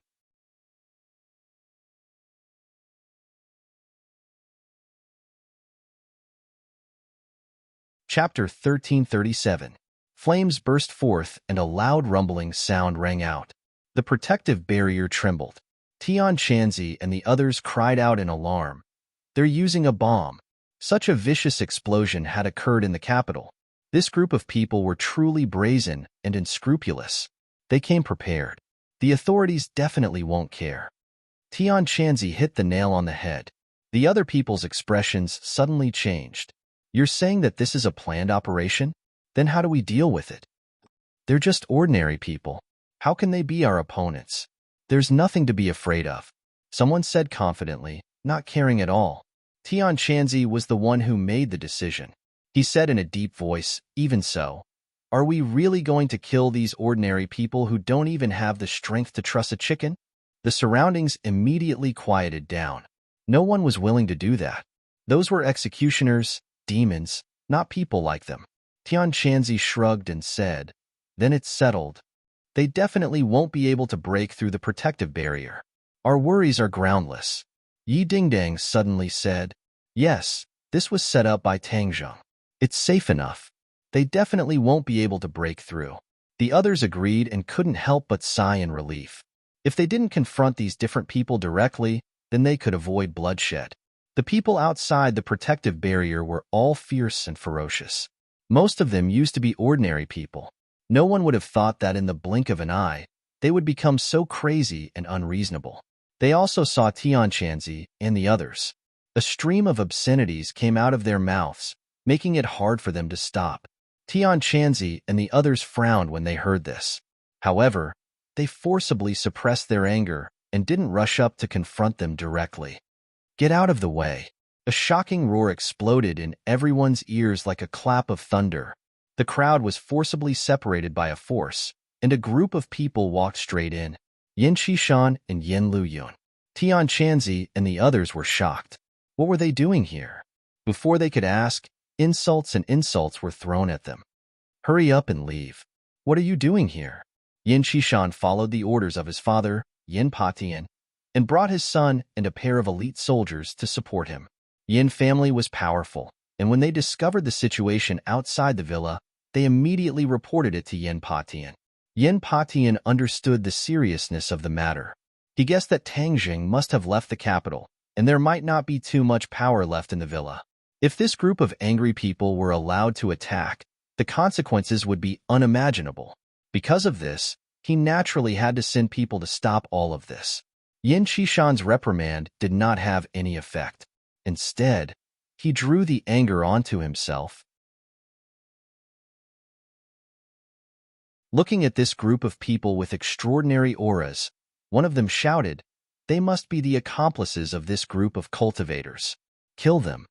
As soon as he said this, his anger found an outlet, and he vented it all on the Yin family. The angry crowd rushed toward them like a swarm of bees. Although they were ordinary people, when they were united, they could still unleash a powerful force. Not to mention, there were also people who were fanning the flames and deliberately creating a conspiracy.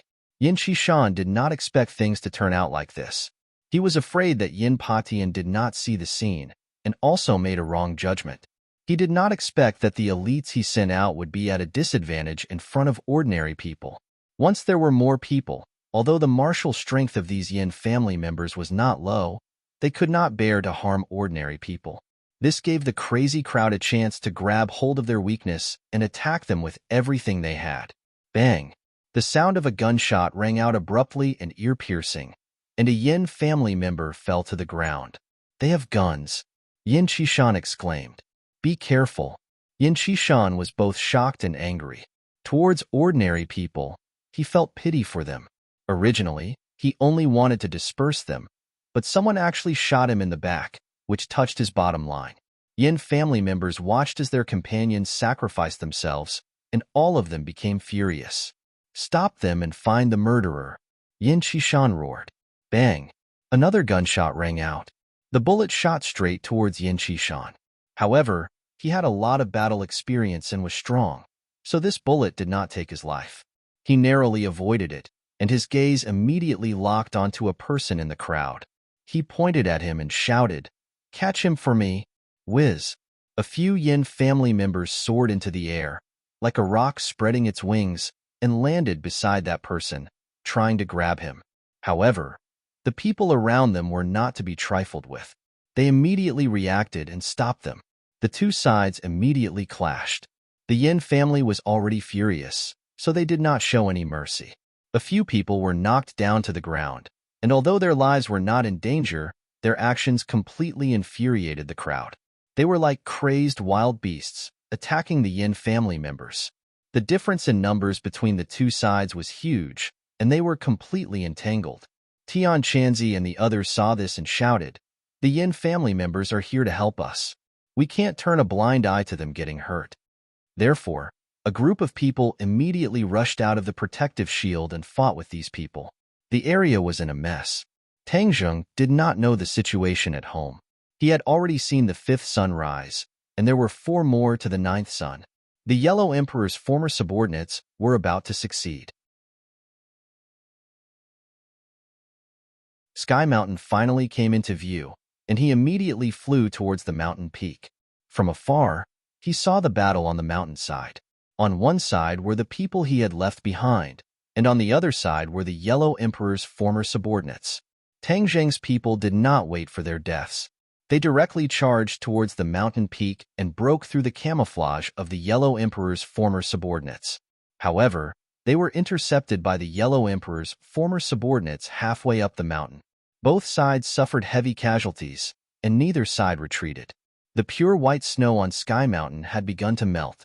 After the ice had melted for 10,000 years, it was like a mountain stream flowing down from the mountain peak. The sound of flowing water could be heard continuously. Finally, it gathered into a surging stream, washing away everything it passed. Sky Mountain seemed to have shed its outer layer, revealing its skin, hard rock. The stream did not completely flow to the foot of the mountain. A portion of it turned into steam and rose into the sky. The sky became dark, and dark clouds covered the sky. However, they were still unable to completely block out the dazzling light. Whoosh! The somersault cloud was extremely fast, and it flew to the mountain peak. Looking down, the Yellow Emperor's troops were still covered by the camouflage. Even though they were in mid-air, they could not see their figures. However, Tang Zheng knew that this group of people was hiding on the mountain peak. He had to rush down and completely destroy the camouflage before he could see them. Without any hesitation, he ordered the somersault cloud to dive down like a fighter jet. The air was filled with a sharp, piercing sound. The Empyrean Fairy, Li Xiaotian, the Thundercloud Beast, and the Scarlet Lunar Beast were all on full alert. They stared at the mountain peak with burning eyes. Whoosh! A beam of light from a Dharma treasure rose from the mountain peak and attacked the somersault cloud directly. Dodge! Tang Zheng shouted. The somersault cloud nimbly dodged the attack and landed steadily on the mountain peak. Whoosh! Whoosh! Whoosh! One attack after another seemed to appear out of thin air, attacking them from all directions. The Empyrean Fairy frowned and shouted, "Break!" A wave of energy shot out from her body in all directions like a shockwave. In the blink of an eye, the scene around them changed drastically. The camouflage disappeared. The Yellow Emperor's former subordinates were all exposed in front of them. Everyone was casting their techniques. A portion of them attacked them while a portion of them used a secret technique to condense the Golden Crow's soul. Emo Xie and Yi Meiyu were among them. Tang Zheng waved his hand and used the sky-swallowing technique. A huge black hole sucked in the attacks from all directions. Then, he shouted, "Emo Xie, stop! Are you trying to destroy this world and destroy humanity?" Emo Xie snorted in disdain. She glanced at him from the corner of her eyes and retorted, "Tang Zheng, you're here to cause trouble again. You're really haunting us." If it wasn't for Tang Zheng stopping them last time, they would have succeeded. They wouldn't have to go through so much trouble this time. "You're doing bad things. Naturally, I won't let you off." Tang Zheng said righteously, "Who said this is bad? This is the master who revived me. He is your ancestor." Emo Xie said righteously, "Ancestor? Humph. If we have to sacrifice the lives of countless people to revive the so-called ancestor, then this ancestor is too cruel. How dare you?" Emo Xie glared at him. "You dare to speak such arrogant words and slander your ancestor." Tang Zheng looked at the Golden Crow's soul that was slowly gathering in the sky from all directions. At this juncture, the sixth Golden Crow's soul had been successfully condensed. The 6 suns hung high in the sky, and the heavenly mountain had already become the hottest place in the world. The rocks gradually turned fiery red, and green smoke rose from them. However, to this group of cultivators, this kind of heat could still be resisted. It was just that everyone's expressions were extremely grim. Tang Zheng ignored Emo Xie's impassioned words and directly gave Li Xiaotian a look and said, "Use the shooting sun arrows, shoot down these Golden Crow's soul." Li Xiaotian was already eager to give it a try. After hearing Tang Zheng's words, he immediately took out the heaven-shocking bow and the shooting sun arrows, opened the bow and pulled the arrow, and aimed it at the soul of the Golden Crow. She silently activated Ho Yi's archery method, and the shooting sun arrow immediately turned into a golden arrow. As if sensing the soul of the Golden Crow, the shooting sun arrow actually started to tremble. This wasn't fear, but excitement. The shooting sun arrows and the heaven-shocking bow were specially made to shoot down the soul of the Golden Crow. This was a pair of fated enemies. Meeting again, coupled with Li Xiaotian's use of Ho Yi's archery method, triggered a chain reaction. Li Xiaotian seemed to have understood something. This time, it was completely different from before, and another feeling flowed from the bottom of his heart. Ho Yi's archery method's golden arrow, shoot! Li Xiaotian shouted. Her fingers loosened, and the shooting sun arrow pierced through the sky. The golden arrow covered the resplendent sunlight in the sky and shot towards a Golden Crow's soul. "No!" Emo Xie screamed out in fright. Last time, it was the shooting sun arrows and the heaven-shocking bow that shot down the soul of the Golden Crow, ruining his plans. This time, they came back again. Could it be that they were going to repeat the same mistake? No, he would never allow that.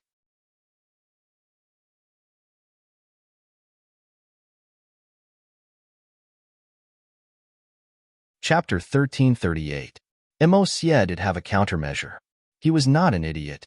Of course, he would not make the same mistake twice. He had already expected that someone would stop him. He could deceive them for a while, but he could not continue to deceive them. Without a doubt, the heaven-shocking bow and the sun-shooting arrow were the greatest threats to the Golden Crow's soul. He had spent a lot of time and brain cells on how to avoid the attack of this divine weapon. The heavens did not disappoint those who were willing. He finally thought of a way. That was to form a telepathic connection with the Golden Crow's soul. This way, he could control the Golden Crow's soul to dodge the sun's shooting arrow and not be treated as a live target. Whiz!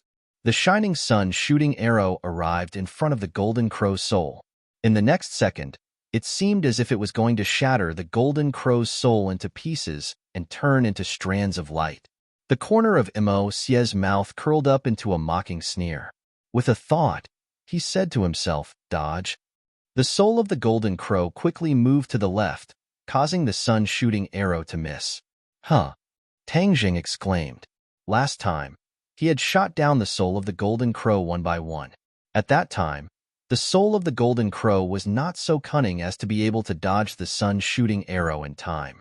He suddenly stared at Mosie, and seeing his unfathomable smile, he came to a realization and shouted, "Crap! The soul of the Golden Crow has changed. It's not that easy to attack anymore. Strange, it can actually dodge the attack of the sun-shooting arrow." Empyrean Fairy was also amazed. "Ha ha ha, now you know what it means to be unstoppable, right? Your insignificant skills are useless now. It's impossible to threaten the soul of the Golden Crow. My master will finally be reborn today." Mosie laughed maniacally and shouted loudly. The expressions of Tang Zheng and the others became gloomy. Li Xiaotian did not believe it and clenched her teeth. Her confidence in the heaven-shocking bow and the sun-shooting arrow was extraordinary, surpassing everyone else's, so she was not knocked down by a single mistake. She let out a shout, and the shooting sun arrow flashed with a golden light. Then, it made a turn in the air and shot toward another Golden Crow soul. Whoosh! The shooting sun arrow almost brushed past the soul of the Golden Crow, but it still missed.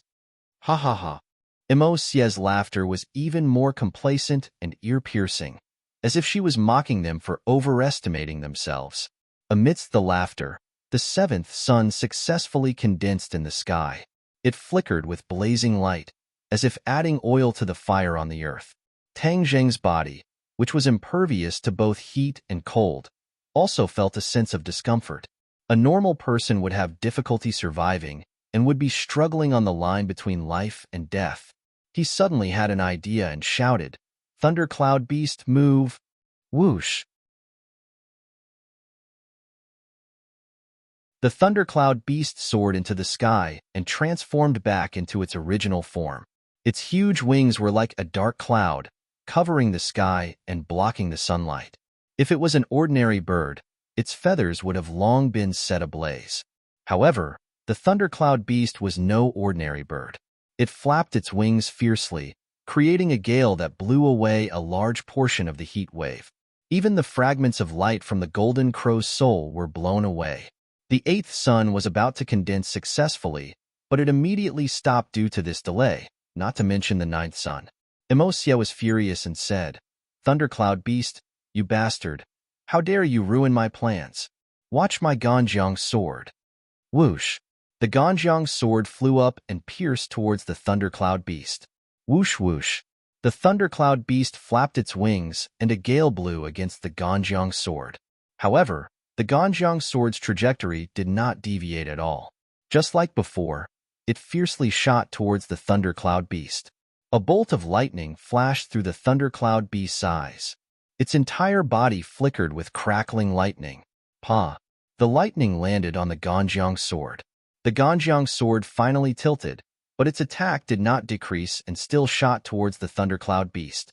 Its huge body was like a living target. No matter how the Ganjiang sword tilted, it could still accurately hit it. The Ganjiang sword was about to hit the Thundercloud Beast. A trace of panic flashed through the Thundercloud Beast's eyes. With a flash of lightning, it quickly shrunk. In the blink of an eye, it turned back to the size of a puppy, narrowly dodging this attack. The Ganjiang sword almost brushed past its body. One could even feel the shock brought by the sharp sword chi. "Thundercloud Beast, let's see if you still dare to stir up trouble." Mosie laughed. He did not put the Thundercloud Beast in his eyes at all. The light spots of the Golden Crow's soul that had been blown away earlier quickly gathered again. The eighth sun seemed to be about to condense successfully. "I definitely can't let him succeed." Tang Zheng secretly clenched his teeth. This extreme heat seemed to be able to evaporate all the water in one's body. He did not know what it was like in other places. Cloud summoning rain. Tang Zheng secretly shouted and used the dragon god technique. A mysterious power spread out in all directions. The dragon slayer was in a certain corner of this world. Using the dragon god technique at this time was definitely not a good idea. However, the consequences of this extreme heat were unimaginable. If it was allowed to continue developing, this world would really be destroyed. Thus, he abandoned his personal safety and used the cloud summoning rain. The dragon race's divine ability was indeed extraordinary. There were originally black clouds in the sky, which was the water evaporated from the ground. When he used the cloud summoning rain, the clouds immediately became thicker under the effect of the mysterious power. Pacha, a bolt of lightning fell from the clouds, as if it wanted to tear the sky apart. The light of the lightning and the sun reflected each other and was especially dazzling. Whoosh! Torrential rain fell from the clouds, sprinkling onto the ground and onto everyone. Some of the people with weaker cultivations were immediately drenched. However, for the experts, the rain could not touch their bodies at all. An invisible power blocked the rain. The torrential rain immediately swept away the extreme heat, causing a refreshing feeling to attack one's heart, adding a sense of coolness. The clouds were still rapidly spreading in all directions. Everywhere it passed, the torrential rain swept away a portion of the extreme heat and immediately suppressed the flames on the ground.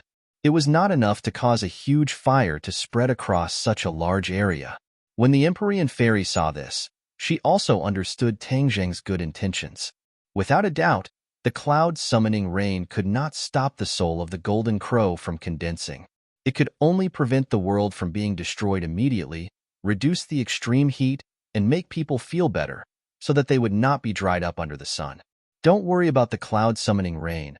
I will stop Amosia, the Empyrean fairy said without hesitation.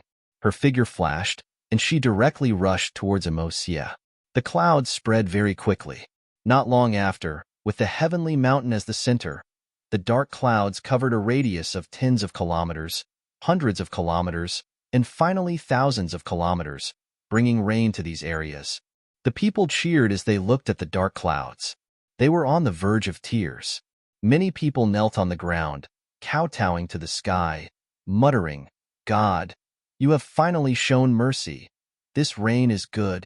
The sun was on one side, and the rain was on the other side. The rain and sunlight mixed together, and this was a sun rain.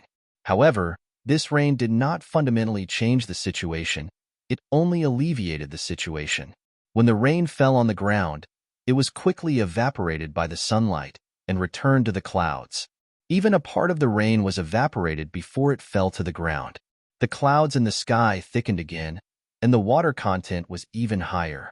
It was precisely because of this that Tang Zheng could rely on his own strength to summon the cloud-summoning rain over such a vast land. Otherwise, with his strength, he would not be able to cover such a large area. Tang Zheng was very clear about this point. The so-called advantages and disadvantages. The soul of the golden crow evaporated the water on the ground, and he used this as a precondition to add a suitable fire and let the ground be covered by the rain and the sun at the same time. This at least slowed down the pace of the world's destruction.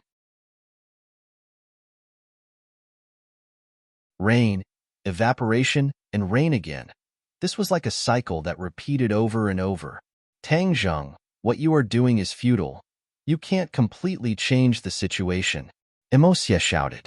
Tang Zheng did not say a word, and only silently urged the dragon god technique to summon the cloud-summoning rain. As long as he could save some people, then his efforts would be rewarded, and that would be enough. Emosia, you are still a so-called ancient powerhouse, but compared to Tang Zheng, your awareness is more than 100,000 miles away. He is saving the masses of humanity, but you want to kill so many people for your own personal gain. You are really too vicious and merciless. The Empyrean fairy sternly accused. Emosia turned a deaf ear and said, "What is personal gain? What is great merit? Can a junior like you say it clearly? You still dare to boast and lecture me so shamelessly. Humph! The ignorant are fearless." You are already at the end of your rope. There is no other way. You should just give up this so-called struggle. Give up? Humph. I, the Empyrean fairy, do not have such a word in my dictionary. The Empyrean fairy soared into the air and summoned the mountain river map. The Ganjiang sword flashed and fiercely attacked the mountain river map. The Empyrean fairy was not afraid and hurriedly urged the mountain river map to fight with Emosie's Ganjiang sword. Back and forth, the light of treasures was extraordinary and the momentum was great. Emosie was distracted, and the speed at which the Golden Crow's soul condensed slowed down. The other old subordinates of the Yellow Emperor were incomparably anxious, but there was nothing they could do. However, there were smart people who immediately attacked Tangzheng in groups of 3 to 5, and it was also a good thing to get rid of this big problem in their hearts first. Tangzheng was fully focused on summoning the cloud-summoning rain, and had no time to protect himself. However, the Thundercloud Beast and Scarlet Lunar Beast stood in front of him to protect him, and did not allow the enemy to come even half a step closer. A tug-of-war began. The Thundercloud Beast's lightning attack was very frightening. When the lightning struck the enemy would emit black smoke and fall to the ground. The Scarlet Lunar Beast's tail was very powerful, and when it swept across and hit the enemy would be swept away. The old subordinates of the Yellow Emperor were not ordinary people, and the few people from before were too rash. After losing these few people, the others became cautious. Yimeyu stood at the back of the group. She did not rush forward rashly, as that was not her style. She was not a brute who only knew how to charge forward. She quietly moved and did not get close to Tangzheng. Tangzheng had once broken her traceless dream, so she was rather afraid. She had her eyes on the Empyrean fairy.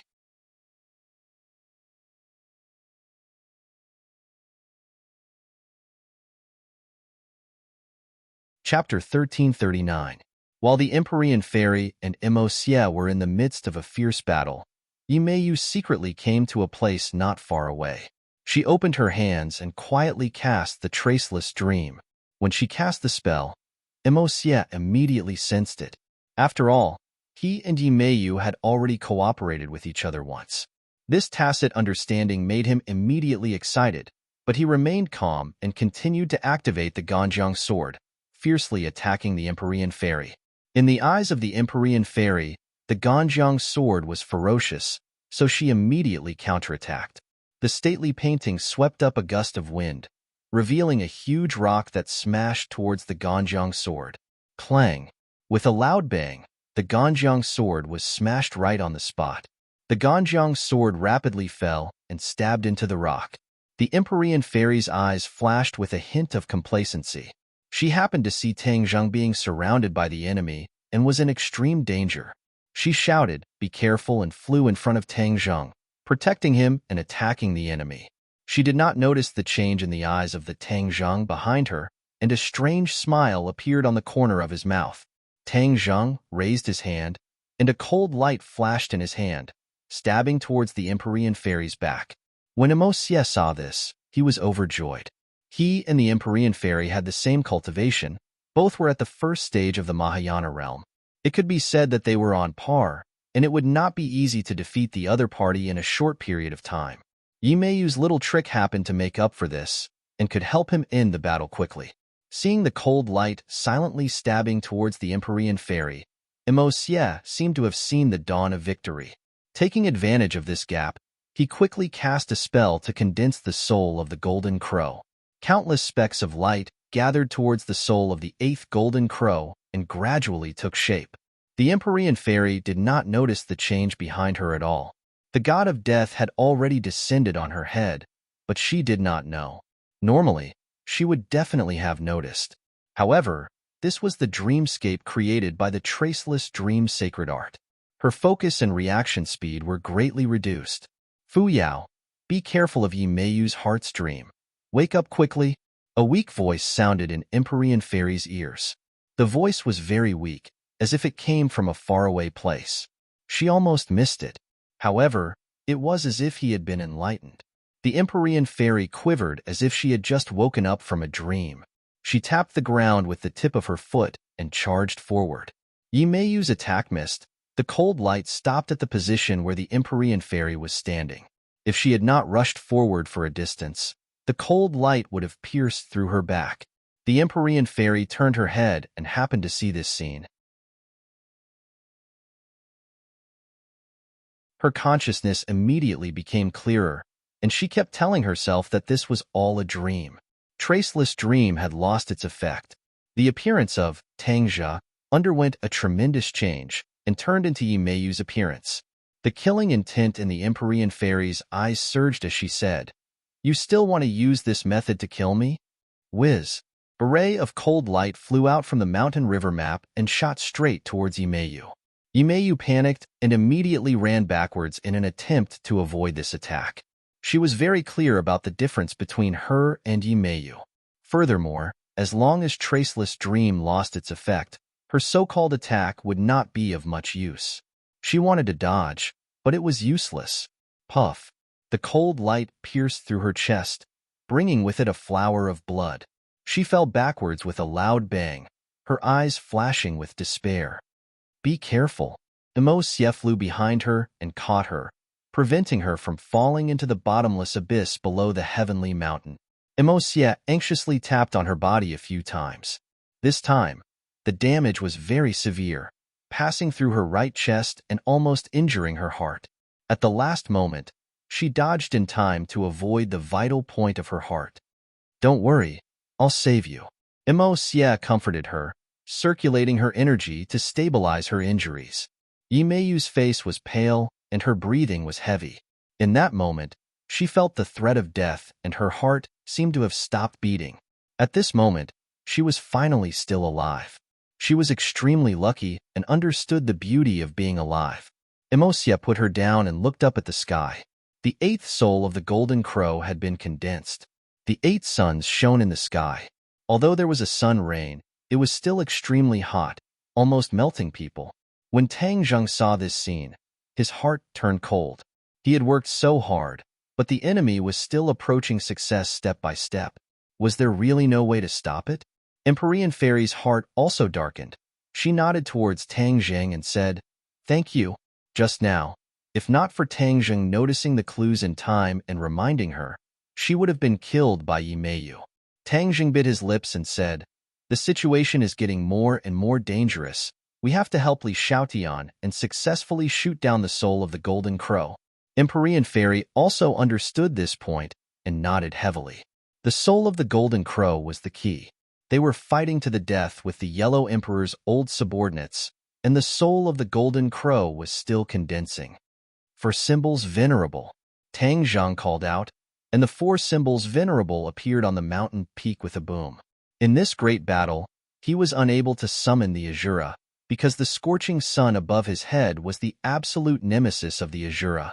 The yang qi brought by the few suns was far more powerful than the heavenly furnace array formation. Therefore, if the Azura appeared here, it would be courting death.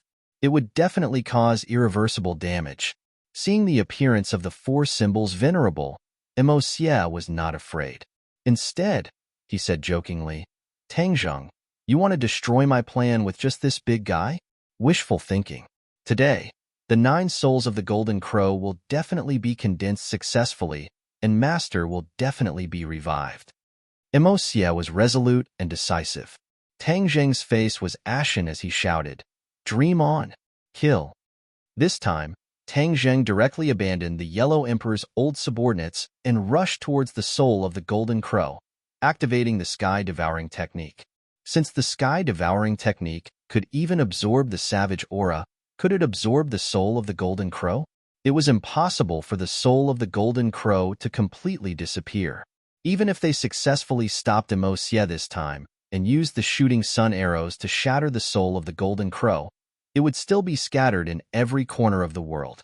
Once the Yellow Emperor's old subordinates found a way to condense it, it would be another catastrophe, and the cycle would repeat.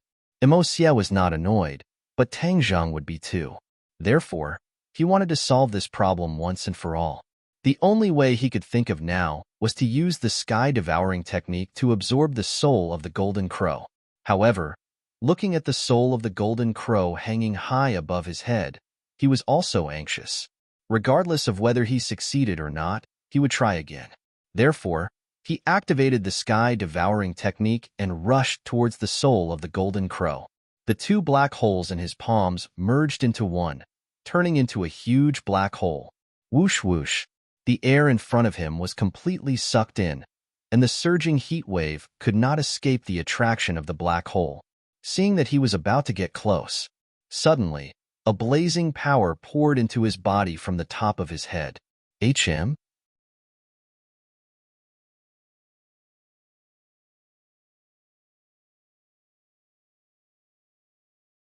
Chapter 1340.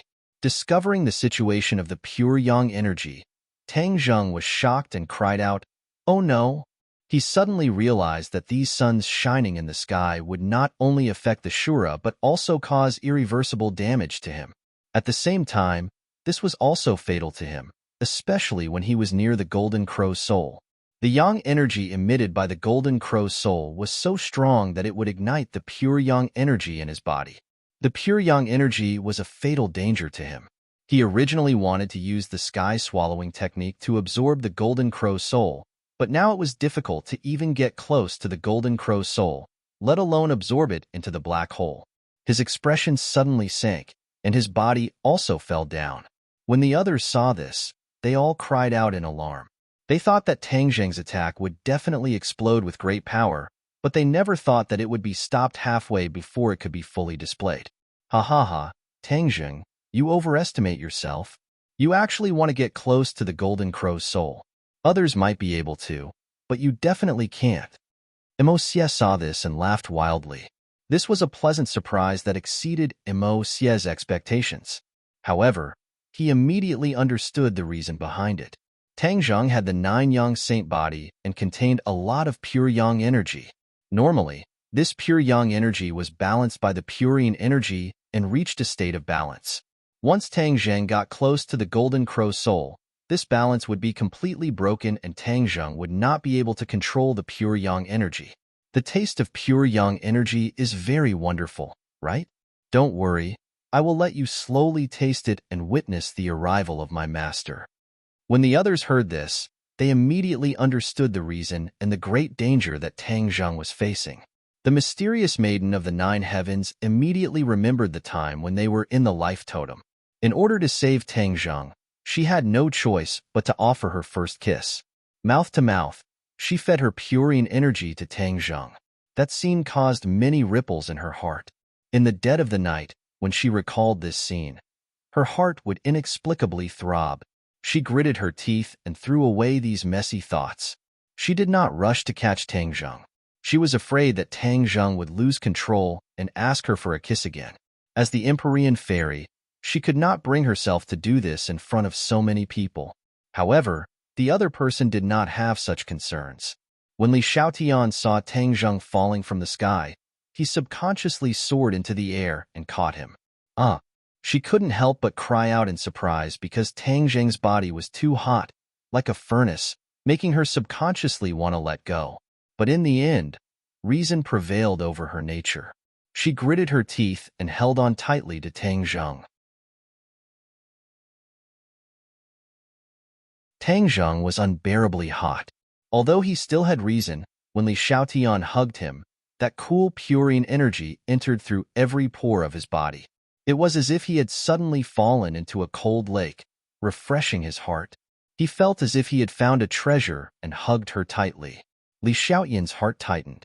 She had been thinking about Tang Zheng for a long time, and this strong hug had stirred her thoughts. She was very clear about the danger of Tang Zheng's pure yang energy eruption. Now that his pure yang energy had erupted again, it was life-threatening. She also knew how to restrain pure yang energy. After hesitating for a moment, she did not hesitate to send her seductive lips to Tang Zheng's mouth.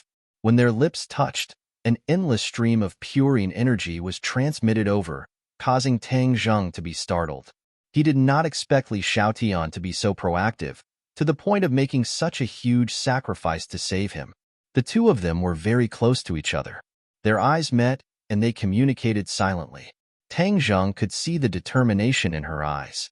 He did not reject her good intentions. She was willing to make such a huge sacrifice to save him. If he rejected her good intentions, he would have let her down. However, this scene shocked everyone, especially Empyrean Fairy, who felt a little strange in her heart. If she did not hesitate, then perhaps the person who kissed Tangzheng would be her. Thinking of this, her entire body trembled. She took a deep breath and quickly restrained these messy thoughts. Yimeiyu was heavily injured, and her aura was weak. When she saw this scene, she was furious. This damned Tangzheng had rejected her embrace back then, yet he was still unclear with so many women. This was a great insult to her. It was equivalent to her being defeated by other women. Emo Xia opened his eyes wide. He obviously understood what this meant, and that was that Tangzheng would not really be detonated by the pure yang energy. Separate the two of them, Emo Xia shouted. So. A few former subordinates of the Yellow Emperor soared into the sky, activating their magic treasure S to attack the two of them in the air. The two of them had no time to care, and could only watch as the magic treasure approached. Bang, bang, bang. Suddenly, a huge figure descended. The four symbols venerable protected the two of them, and the magic treasure S of the others were unable to get close to them. The two of them landed on the ground, but they were still hugging each other tightly. Their lips were even tighter, as if they wanted to fuse into each other's bodies. The restlessness in Tang Zheng's eyes gradually calmed down, and his eyes lit up with a trace of gratitude. Yes, he was very grateful to Li Xiaotian for stepping forward. If not for her, he would not have been able to control the restless pure yang energy. The consequences would have been unimaginable. Li Xiaotian seemed to be drunk, her cheeks flushed red. She had already cultivated the art of charm, and now she was even more charming and alluring. If it was someone else with a weak will, they would have been unable to control themselves after seeing this scene. However, Tang Zheng was not an ordinary person, and his will was unimaginably firm. Therefore, even though the beauty was good, he still let go of her. Their lips parted, and a trace of reluctance lingered in Li Xiaotian's heart. "Thank you," Tang Zheng sincerely said. Li Xiaotian's lips curled into a smile, and she pretended to be free and easy as she said, "It was nothing." No one noticed the bitterness in that smile. Tang Zheng restrained the pure yang energy and regained his vitality. He stared at the ninth golden crow's soul that was gathering in the sky. His face darkened, and said to Li Xiaotian in an inaudible voice, "We must shoot down the soul of the golden crow, or else this world will be finished." Li Xiaotian's heart tightened, and she also abandoned her feelings. She knew that Tang Zheng's words were reasonable and said, "Why don't I give you the heaven-shocking bow and the shooting sun arrows? Last time, you shot down the soul of the golden crow, so you can definitely do it this time." Tang Zheng shook his head slightly, rejecting her suggestion. "No, they can be of greater use in your hands. The situation this time is completely different from last time. Emo Xia can control the soul of the golden crow to dodge. Even I can't shoot them down." Li Xiaotian's face froze and asked worriedly, "Then what should we do?" Tang Zheng was silent. Because of the agitation of the pure yang energy, Tang Zheng had no choice but to stop the clouds and rain. Without rain to reduce the heat, the world seemed to have turned into a furnace, with countless flames jumping up from the ground. The scorching air was sucked into people's lungs. Immediately, their lungs felt as if they were on fire, burning their bodies. Countless people despaired, thinking that they had reached the end of their lives. In fact, even humans had reached the end. Tang Zheng looked at the sky, as if he was silently asking, had humans really reached the end? No. He gave a firm answer in his heart. "Let's aim at the same target. I'll lure it out, and then you find a chance to shoot it down." Tang Zheng used himself as bait, risking his life. Li Xiaotian immediately denied it. "No, the soul of the golden crow will detonate your pure yang energy again. It's too dangerous. There's no time. This is the only way. If sacrificing myself can shoot down this damned golden crow soul, then I'll accept it." Tang Zheng clenched his teeth and said hatefully. Li Xiaotian stared at him with burning eyes and said, "Is it worth it?" "Yes." Tang Zheng nodded without hesitation.